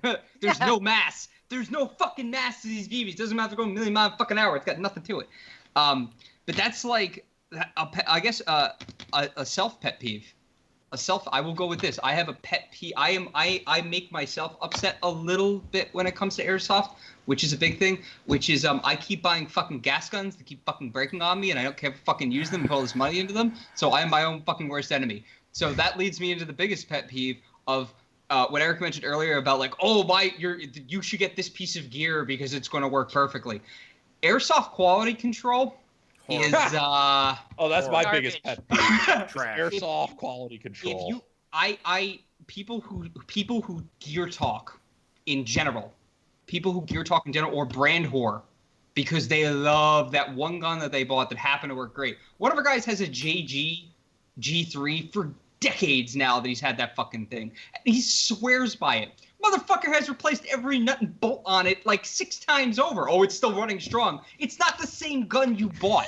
So when he recommends honestly, man, even my fucking Crytac is like that. I've done a lot of maintenance to it over the years. Maintenance repairs are one thing. It's somebody telling me, oh no, you should like Umbrella Armory. I know very little about the company. It's only essentially hearsay to me. I won't know until I maybe decide to invest in one for whatever reason. But if you go, oh no, this is gonna be like this gun was great and perfect and everything else. You dig a little bit deeper into the forums, you're gonna find somebody's like, dude, I bought this thing, it was a massive piece of shit. They're airsoft guns, they're toys, they're essentially a sewing machine that fires BBs out the side of them. Like it's not gonna be that great. So when you go on, like if you don't hold the piece of gear in your hand, right, and you only go by what other people are saying on forums, and like people are just like, oh, well, I think it's this because of this. No, you have no clue, no concept. Gear, and that's prevalent in every hobby. Every hobby, you have people are like, this is good because it's made by these people, even though their quality control fell through the floor like 10 years ago. Oh, Classic You know what I Army. mean? Yeah, no, I'm trying. Yeah. Classic Army, perfect example. Love the old Classic Armies. The new ones, I can't always recommend them. Comparable to like G&G. They're a starter gun again. Yeah. Yeah, and then again, that's personal opinions and everything else, but we can discuss that because we have some experience with them. You know what I mean? Like some guy who watched his friend use an old Classic Army back at like their peak, and then like hasn't touched Airsoft for years and comes back into it, and his buddy's like, "Oh yeah, dude, you should buy Classic Army," even though he hasn't touched one in 10 years. Come on. When I first started like looking into Airsoft back in like 07, 08, and I'm like, when I came back into it in like 2016, I'm like, oh, I'm gonna get my first gun and all that kind of stuff. I'm like, all right, Tokyo Marui, Classic Army. I want to look into Lonex and some other ones as well. And then I'm like, oh wait, there's Crytek, and VFC has the Avalon series. But I had already bought some piece of shit, Classic Army gun at the time. I'm like, fuck. Well, That's not that gun, is it? No. No, the other rifle. What, the No, Block 2? it's not. That's an ENC. Yeah, the Block 2 is an ENC, which is pretty much everything replaced in it. Which, as far as I know, isn't ENC the OEM for Specna? They are, in fact, the OEM for Specna arms, and it's actually pretty solid. I mean, it works. Yeah. That's a replaced receiver, by the way, Joe. Ah, never mind. I do love that though when like people say that some gun is like the best gun and then there's nothing left of the original gun like in Yeah. the gun. Like and I'm like guilty Tokyo of this Marui? too. Yeah, like so I'll say all the time people will ask like, "Oh, well what's the best sidearm?" And I'll be like, "Oh, TM High Kappa, it's the best. You can't get better than TM High Kappa." But both my TM High Kappas have no TM parts like in them whatsoever. So I will say the I can't really say like, TM High my Kappa. TM FNX is bone stock, and that's my favorite handgun ever. But yeah, Yeah. the high kappa, like you really do need to do a lot of shit to the high kappa, Yeah. and the That Glock actually, especially. That actually leads into an interesting topic because I feel like we're getting towards the end of pet peeves. Although we could talk about it for hours, it's probably getting less and less forever. interesting. But if you I'm want to gonna buy try- if you want to buy a gun that you don't have to Joe, go ahead. You're bursting. He's like, I'm a "Please." professional airsoft tech. That's all I gotta say. Oh, That's shut my up. biggest pet peeve. I'm a tech. I know exactly what I'm doing. I put a million guns together. I know how to do AEGs and gas guns and HBA systems and everything else. Yeah, you know how many professional airsoft techs I know? Every Yeah. single kid in my field. I was gonna say, how Every many sweatshop children do you know? China. That's like Brutal. me. I joke all the time that I'm like the best tech in the West. I've Built by opened up Les. like, built by Les. I've opened up like one gearbox ever. And I think. I mean, I I got do lucky. think I it's put the Titan funny. in and it worked. Oh my god, but- people are gonna get so mad at us for saying this, but it is kind of funny, like how people will declare themselves a tech, despite having never done professional tech work to any level of quality in an actual professional setting. They'll Yeah, call like- themselves a tech. If we're talking about guys it's like with the- calling yourself a mechanic because you worked on your truck once. Yeah, no, like I if changed we're my talking about oil guys once, like I'm a Umbrella mechanic. Armories, or if we're talking about guys like Bloomy's Airsoft, they do really, really solid work. Same thing with our buddy Nate. He does all of our tech work. He does a really, really solid job. But he doesn't even call himself like a no, real tech. he doesn't call himself like a professional tech. No, like he just does it as a hobby. I've installed fucking HPA engines into guns. Do you know what I'm not? I'm not a fucking tech. I just know how to take stuff apart, and that's about it. Yeah, I'm not about to go advertise all of my opinions as gospel on the forums of like, well, you should buy X, Y, and Z parts, which Yeah. are the best. There are some very fucking knowledgeable people though. Like this is where like the pet peeve kind of swings back a little bit, because like for every idiot who calls himself a tech and has total bro science opinions There's based plenty on of guys who absolutely no know real data, Plenty of stuff. there's a lot of people who are super educated and can do a good job explaining why they're telling you certain things. But those those guys never claim that I'm super good at this. They're usually somewhat humble to a certain extent. Well, they'll go, "Oh, hey, yeah, you're interested in this. This is what I got. This is what I did. Here's a couple tutorial videos that might help," and then they move on. Yeah. That's the difference. Is you don't have some guy going, "Oh, well, you should buy this and this and this," and don't say, hey, avoid these hop-ups with this bucking because they don't really jive. If someone tells you, "Oh yeah, I've mixed and matched hop-up units and shit before. This is what works and this is what doesn't based on experience," I'm much more likely to take that dude's opinion than somebody going, "Well, you should buy this and this." Do you know how many of those posts are there? If someone can coherently explain where their opinion and where their data comes from, they are way more likely to be legit than some dude who just irrationally gets fucking angry and pedantic about explaining their Oh opinion. yeah, I mean it comes down to the same thing as Granted, money. I love negative Airsoft videos as much as anyone else. I think they're very entertaining. I don't agree with him on everything. I know a lot of people who disagree with him on a lot more even than I would disagree with him on, but he's very entertaining. So He is. It comes down to the same, like the money talks versus wealth whispers. The guy who knows a shit ton is just gonna be like, yeah, man, this is what works, this is what doesn't. Versus the guy who's knows a little bit, it's gonna be like, you need to do this to your gun, you need this fucking pro in hop up unit, and it just kind of goes off the rails. I also think some people like. This is a weird pet peeve. Oh boy, here we go. I think some people get so obsessed with min-maxing the efficiency of their build that they lose sight of the reality of their ability and of the reality of what they're going to be doing with said gun. Like, if I had a nickel for everyone with a DSG who sucks ass at Airsoft, I would be able to buy a DSG. Oh, dude. Oh my The God, thing you're about making me. DSGs is like they're basically completely useless. Like, because no field in California is going to allow anything more than 30 rounds per second. So, and somewhere even less than that, I think. So it's like, why even DSG your gun? It just puts more stress on the gearbox, and it's just going to break faster. I was gonna say, you're getting maybe like, if you're only using semi-auto and you have a DSG, you might get an extra, like, I don't know, 15 milliseconds like taken away from your fucking like trigger reset time. With a Gate Titan, you're getting like the same trigger reset time to the point where you can't actually tell the difference Can't between pull a the trigger DSG. fast enough Yeah, exactly. Yeah. to take advantage of it. The freaking my Titan is Airsoft like, all double you have to do is triggers, touch which are the making a trigger and it comeback. goes. Oh, it's a hair trigger. That's the thing. But Yeah. I don't know, man. I feel like there's so much like I can't even coherently talk anymore because I've been drinking. But go ahead, guys. You got this. You just tapped out. Nah, dude. I'm just gonna Like, keep I'm drinking done. and listen to you guys. Yeah. Oh fuck. What you got? Anything popping off in the chat right now? We've got. So got a little someone said poor shaming is. I'm not going to say that on the podcast because YouTube will get mad. But poor shaming is indeed that. I'm not a big fan of. And this is funny. This is where Ian and I have a saying. You should never shame people who don't spend a lot of money. You should shame people who are poor in judgment of how they spend their money. Exactly. Yeah.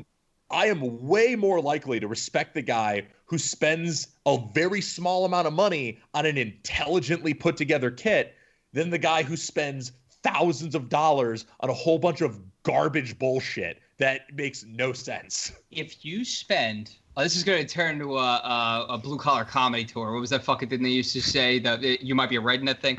If you spend, oh God, we just I'm not gonna go there. If you spend $1,200 on a Cry AVS system, all the bells and whistles and everything else like that, and you're so out of shape that the moment you put the plates in them and you get on the field, you're already sweating and you can't move 5 feet, you're gonna suck ass compared to the guy that went on to a surplus store, spent $20 on an old school Gen 2 LBV. Chi-Com or something like Yeah, that. Chi-Com. He can carry what he needs on the field and move efficiently, even if he isn't the most in shape, because he knew, hey, I'm kind of not going to be able to carry all that shit, so let me carry what I need. That dude's going to have way better time, be way more effective, and not slow everybody else down than the dude wearing thousands of pounds of shit, or thousands of dollars worth of pounds of shit that he can't even move around If in. you want to That's see a the huge absolute Chad build, it's a fucking stock SEMA AK with maybe a Crytek bucking in it, a Chi-Com, and a couple of fucking mid-caps. Absolute Fun story. Chad level. The game I referenced earlier, where myself and 2 other experienced dudes led a team of total newbies to pretty much destroy this whole group of Milsim veterans, I was rocking a Chi-Com, a SEMA AK, and a satchel. Probably a total of like $200 worth of kit and some fucking torn Dickie cargo pants and a shirt.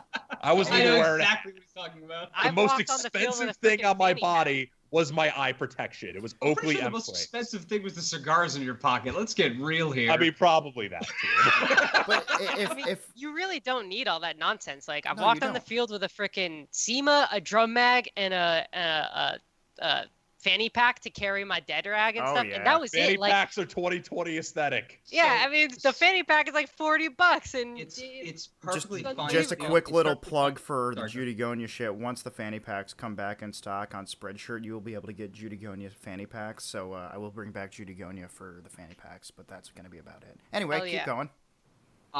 That also is a cool thing too, with the difference of when you get into airsoft and when you get into airsoft. Some people buy the $20 kit, the $200 kits total of everything. They do milsim and everything else and have an absolute blast. And there's guys and women and people like us who are like, you know what? I don't need to replace my car this year. Nods it is. I mean, like, that's the thing is like you get to that point in airsoft too, where you're gonna decide if it's just for fun and weekend shit, or if you do a little bit more, or if you're like, I like collecting this shit anyway, let me go all out because I can. That's okay too to look at. Yeah, It from but that both doesn't ways. mean you have to shit on people who aren't at that point. Right, exactly. But anyway, I know Kaylee needs to get running here, and I know that we gosh. also were trying to keep this Exactly a what I little was shorter. saying. So let's. I had one more thing I wanted to say Okay. for pet peeves, and then we can like you guys can take questions and I can bounce or whatever. But this was sort of touched on when we were talking about ballistic or people who put plates in, but like just any ballistic gear in general on the airsoft field. Like, can people please stop with that? Like putting plates in your plate carrier or wearing a ballistic helmet, like.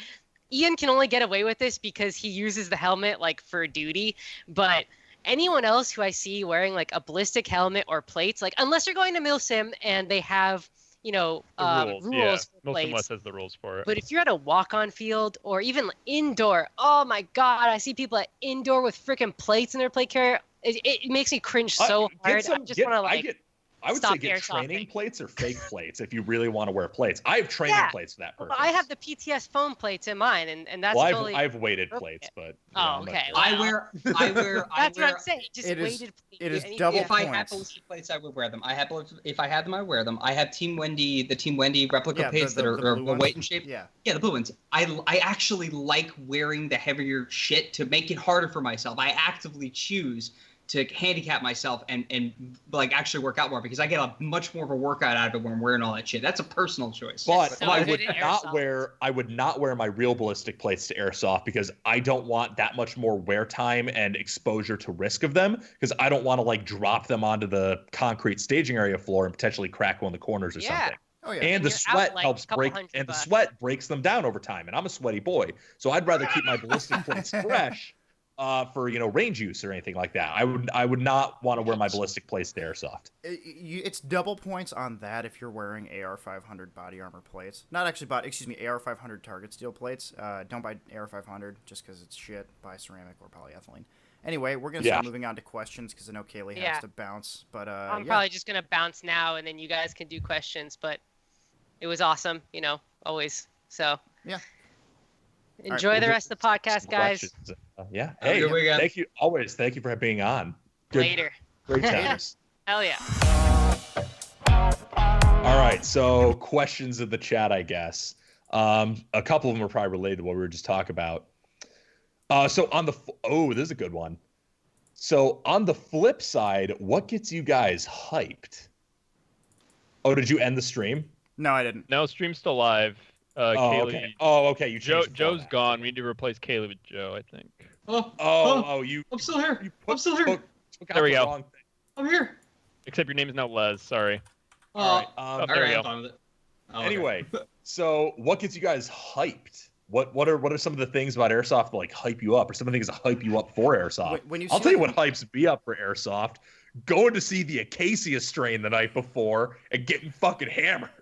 I Yeah. don't. I that don't made me so actually sad give when a I shit about blacked out at that airsoft fucking, anymore. I actually don't give a shit about airsoft anymore. Airsoft is fun. It's everything that goes around it. It's playing with Eric and Eric and Ian came to visit me, and we were fucking around. We went to see the Acacia strain. We went into the city of New Haven, out where I live, and went into the nightlife and actually got to see things. And hanging out with the other guys traveling from all over the Eastern Seaboard to come play with us. When we go to Milson West and we're fucking around the hotel room, getting our shit together, exchanging stories and bullshitting. Airsoft for me. What hypes me up now is the camaraderie. It's actually with the friends that I made. Like I've made friends with this sport, hobby, whatever the fuck you want to call it. Don't use the S word. Don't use the S word. Sorry, Papa Warren. it's I because you don't always do that, and you have friends that come into Airsoft with, and then that's your group of people. I've made the majority of the people that I call my close friends through playing Airsoft, and that's what gets me hyped. It's knowing I'm gonna get to see these guys, we're gonna mess around, and oh yeah, we're gonna go play Airsoft later. That's gonna be fun too, right? That's what gets me going. Dude, if you get to hang out with the boys, like Airsoft is cool and all, but like I could just as easily fucking, I don't know, go to Corey's house and hang out in his backyard and fuck around with night vision and just hang with the boys rather than go play Airsoft. Like, Airsoft is fun and it's something that I enjoy. However, I would rather, like, I like the aspect of being able to hang out with cool people and spend a good time, or have a good time spending time with those people, rather than just like, oh, I got that sick fucking quad feed, bro. Did you see that? And granted, like, I enjoy the game of Airsoft a lot. Like, I wouldn't spend so much goddamn money on it if I didn't. But if all of my friends quit playing Airsoft and I had no one to play Airsoft with, and it was me going to fields and events by myself, fuck that. I'd sell my shit. Dude, I think a That's better what way of measuring this Level is Cap quit like, for that reason, when was the partially. last time Yeah. that you got, or like, when was the last time you went to an event or something like that where you didn't have one of your friends there? Me? Yeah, I only any go of to us. events with you guys at this point. Exactly. I don't go to open plays, one because I'm banned from BBG, and two because, well, the war zone is not my favorite field. Like, I would didn't know you much got prefer to banned, go to that's other. why. Yeah, Brett doesn't like me. Don't worry about it. But yeah, I mean, I only go with you guys to games. Like, pretty much every single game we were going to go to this year was somebody dropped it in chat, and it's a, hey, who wants to go? And I'm like, I got nothing going on that weekend. I can take off for it. Yeah, fuck it. I'll spend time with the homies. Exactly. Yeah. And I think, and I always we only really met at Battle of the Depot. Like, I didn't know. Yeah, who the fuck you were at were. Depot and Perdition, I think, right? Yeah, and I didn't even you guys did such a good job. I didn't recognize Eric, who was your opposer at Matt. Matt. He's in chat on Twitch right now. Yeah, Okay, I cool. I didn't recognize you or Matt because you guys did such a good job, both one being character, two I only physically met you one other time. So I didn't know it was you guys until well after that game. And then someone was like, "Oh yeah, Peter." I'm like, "What the fuck are you talking about?" He goes, "He was the doctor with all the drugs and shit." I'm like, "Oh, I took random pills from him. That's right." Why do people keep thinking the doctor still? For, I'm I'm a for fucking legal reasons. geologist. For legal reasons, those weren't random pills. Those were in fact candy, weren't they, Peter? Don't They were include the candy. legal reasons disclaimer in the clip. Someone just clip Joe proclaiming he took random pills. Well, the hippies were at that game. But yeah, no, like that's like, and now I get hyped knowing that I'm gonna get to see you at another game. You know what I mean? Because now I know a little bit more about you. I'm like, oh, we got another person. Like the more people that we meet, that might be the biggest thing that gets me hyped about Airsoft is potentially meeting more people. That's how we fucking met all the DRZ guys. Right? Yep. That was the whole beat, giving them literally a shirt off my back to get them on the black shirts. That is team. literally the That's how only we reason why I'm fucking met here them. with you guys right now is because Nate introduced me to all of you. Because Nate wanted to play with fucking Eric from GunGamers, and fucking I gave him the shirt off my back. I miss Nate. I haven't seen him in forever. I haven't miss seen him. Nate either. I miss I Nate. miss everybody. But yeah. Yeah, and oh man, that is the cool part about Airsoft is like, and it's at the point with me now where even if I do go to some events by myself, it's not really by myself. Like, I'll travel there, I'll drive by myself, but I'm meeting people there who I know, who I've met from Airsoft. Like, that's the weird situation I find myself in now, because I've like gone to so many events, I've traveled so much, and I talk to so many fucking people in so many capacities. Like, if I'm going to an event out in fucking Ohio, half the people in fucking Ohio know me for one reason or another because I've played at some of those events that they've been at. So it's kind of cool in that way that you get to build this network of cool people that you know and that you get to play with. And fuck, man, it's even cool when sometimes you might have a fucking tiff with those people and you might piss each other off, and then you rally about it over a couple of beers and don't give a shit anymore, like with the Marxists. No, straight up, like I believe it, yeah. the Marxist dudes, remember there was the whole thing where like, oh, they took our flag and we got fucking pissed about it. And then I saw them at an event in Sector 7 and I'm like, oh, this is going to be awkward. And then totally wasn't. We talked it out. It was super cool. So that was dope. I love that. How do you guys? Well, I guess a small point of hype for me is kit building. I'm very guilty of it. I like it. I just put together a Ratnik kit. Took me a couple of months. Took me a lot of money and a lot of time to do it. But like that's a big thing for me too, is getting new kits together. Someone brought up Yeah. a really interesting point in chat. Is just you can go through different stages of airsoft life in airsoft life from like your poor kit to your like Gucci multicam fucking setup to just whatever the fuck is comfy for you to wear while you're playing. Yeah, whether that's like a Chi-Com and a fucking satchel, or like for me, it's like a chest rig, custom made by Engage Tactical. By the way, if you want a custom Engage Tactical solution to your nylon problems, go ahead and hit him up on Facebook. But anyway, Don't have mine in reach right now, or else it showed off. but like honest to God, like like there's so many different stages of playing airsoft when it comes to kit. But like you said, Joe, kit building is one of the things that gets me hype as well. I'm in the middle of building a cool addition to my plate carrier right now. Yeah. Yeah, it's fucking. I'm a big fan of kit building too. Like, I like doing impression kits. Like, I'm working on my TF Keg kit, Yep. and I've got my CIA kit. But I also like doing like total freestyles and just building whatever I think is cool or whatever I think is going to be like fun to use. I get to do that with Omega because I'm, besides an NPC where I'm like a quest giver, I'm also one of the recurring bounty characters where pretty much every game Frank's like, Frank and Alex are like, we need people to be bad guys Don't for like spoil it, 15 dude. Come minutes. Fine. So I have like a collection of maybe like 20 different Halloween masks and just various pieces of like body armor, but like some of it's like medieval like vambraces and everything else, and it's just I get to throw together like what looks super cool and be like, I'm gonna be this badass for 15 minutes until somebody hunts me down in the wasteland, and that's where I get to do my fun kits is at Omega You've found events. a niche. You've 100% found a niche that you have absolutely filled perfectly. Like you Yeah. know what you're doing with that. That's got to be fun for you. That's got to be a hype thing. For you. I've been waiting for post-apocalyptic LARP for a long time, and knowing that Frank was the one who did it and built this works really well. Like, I'm not super great at the whole like character interaction like Eric is. Eric does a really good trader character, where he's like a main just like face for some organization in the game that players can like gravitate to. With my character, I try to stay a little bit out of the way. To find. Yeah, I try to stay a little bit more out of the way, but if people want to like go out of the way to find me, I will give them like good information or whatever, or like interesting things to do in the game world, and that's kind of my characters go with when I'm the NPC. For bounties, it's go kill that creepy guy in a mask and see what loot he has on him, and that's also fun too. Like, I have some really fun kits planned for that. You guys actually don't know any of them. I got some really, really interesting ones that I've already ran by Frank. And Don't he said, spoil them. I want to go to I spoil won't. them. There's some really cool. The only thing I'll say is I think we're going to be doing a bounty crew based on a couple different cryptids and stuff. Oh, that's cool. We did the 4 horsemen at Are we killing Perdition. Sasquatch?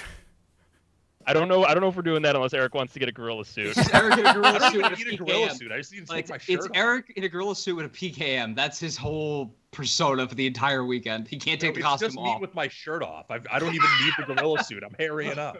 Yeah. We tried so shooting we got Sasquatch in fun a barrel, planned and we every lost the night. gun, and now he has the gun. This is terrifying.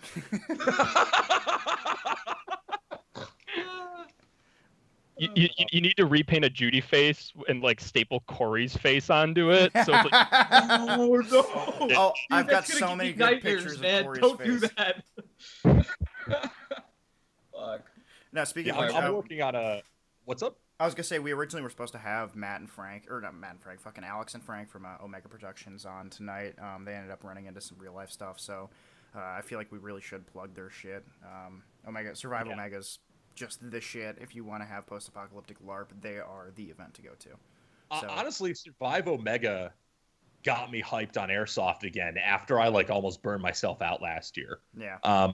I took on too much. I traveled to too many games, and I just did too much, and I fucking burned myself out to the point where like it showed. I was neglecting the channel. Like, videos weren't going up for like a month at a time, and I just burned myself the fuck out. And then going to first Desolation and then Perdition, really like having that fresh experience with like a new game format and a new thing, and getting to go and hang out with all of my favorite fucking people who seem to be involved in Omega.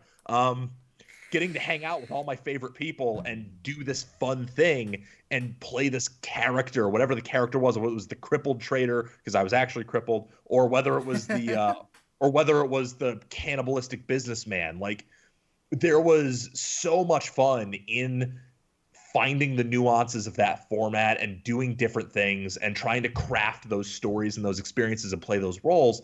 And I would even lump like Milsim West's Insurgency format into like those are the type of things that keep me excited about Airsoft. I love Milsim. I love going to Milsim games.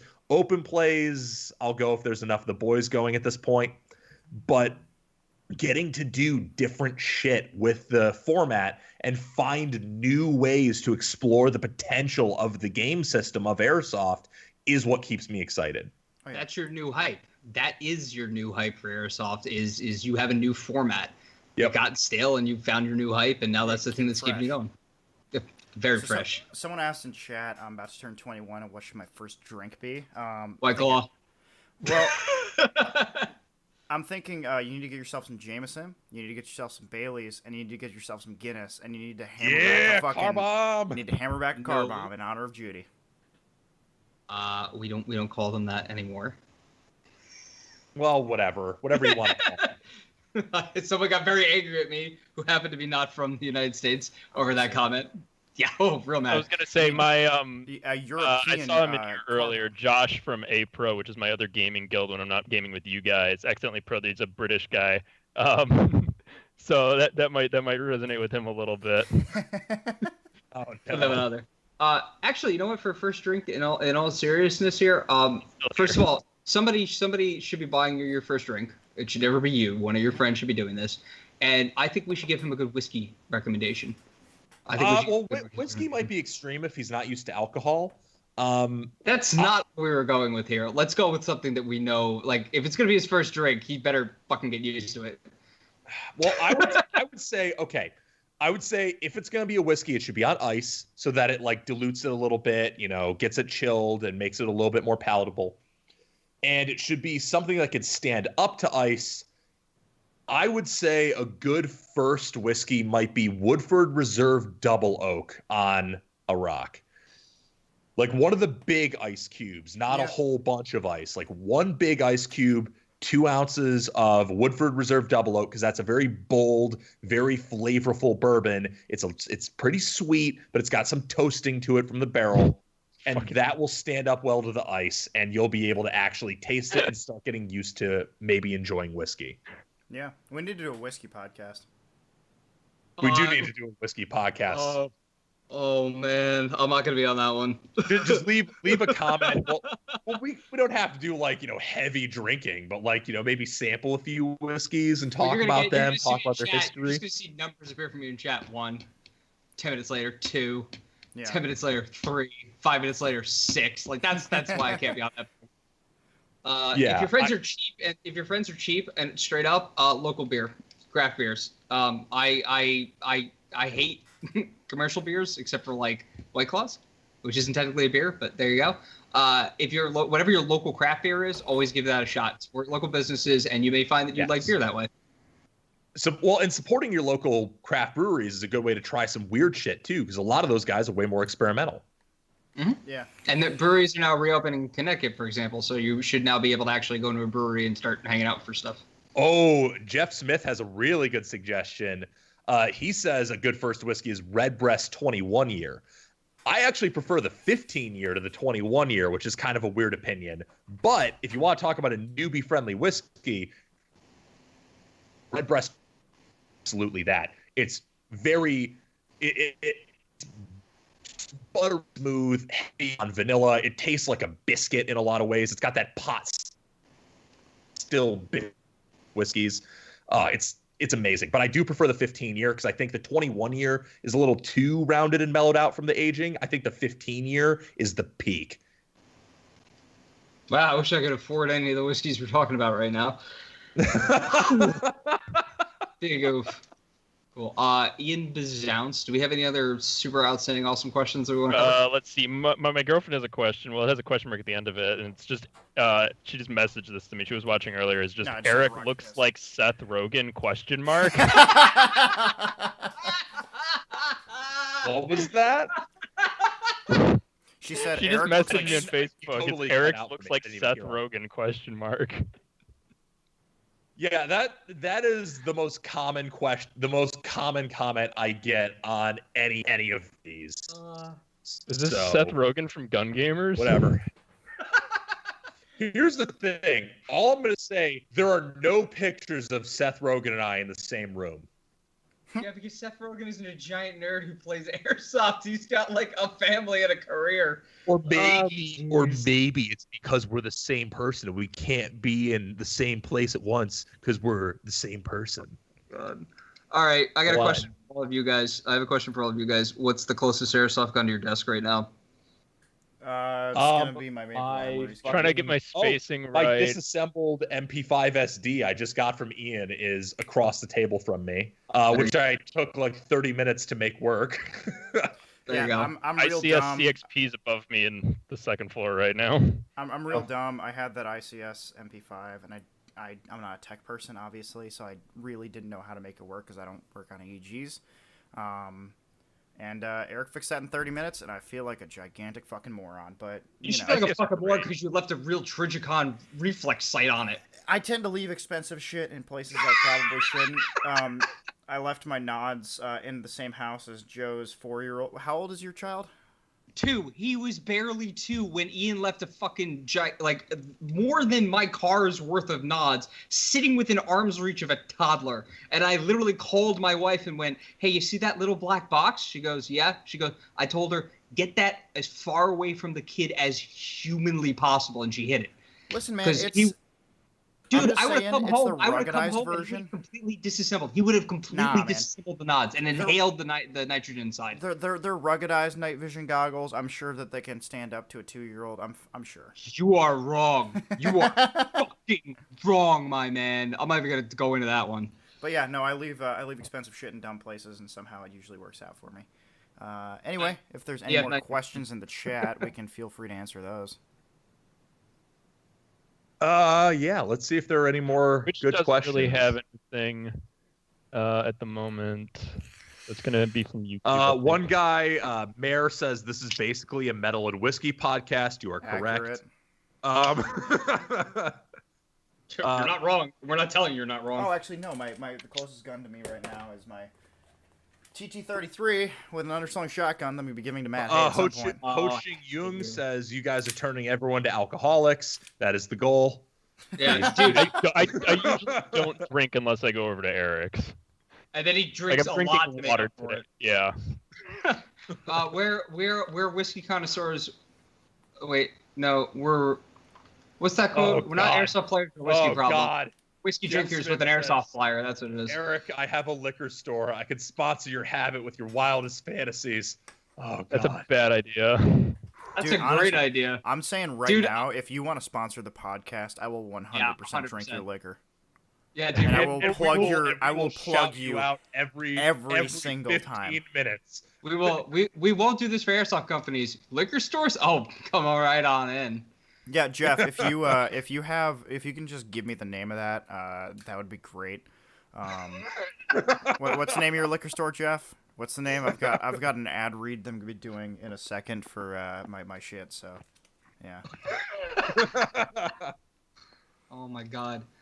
I miss you guys so much. For the record, like our group of airsoft players, everybody in the GunGamers and all the affiliate groups and everybody else, we're a little bit spread out. Some of us all over the eastern seaboard, and some of us a little closer to Ohio too.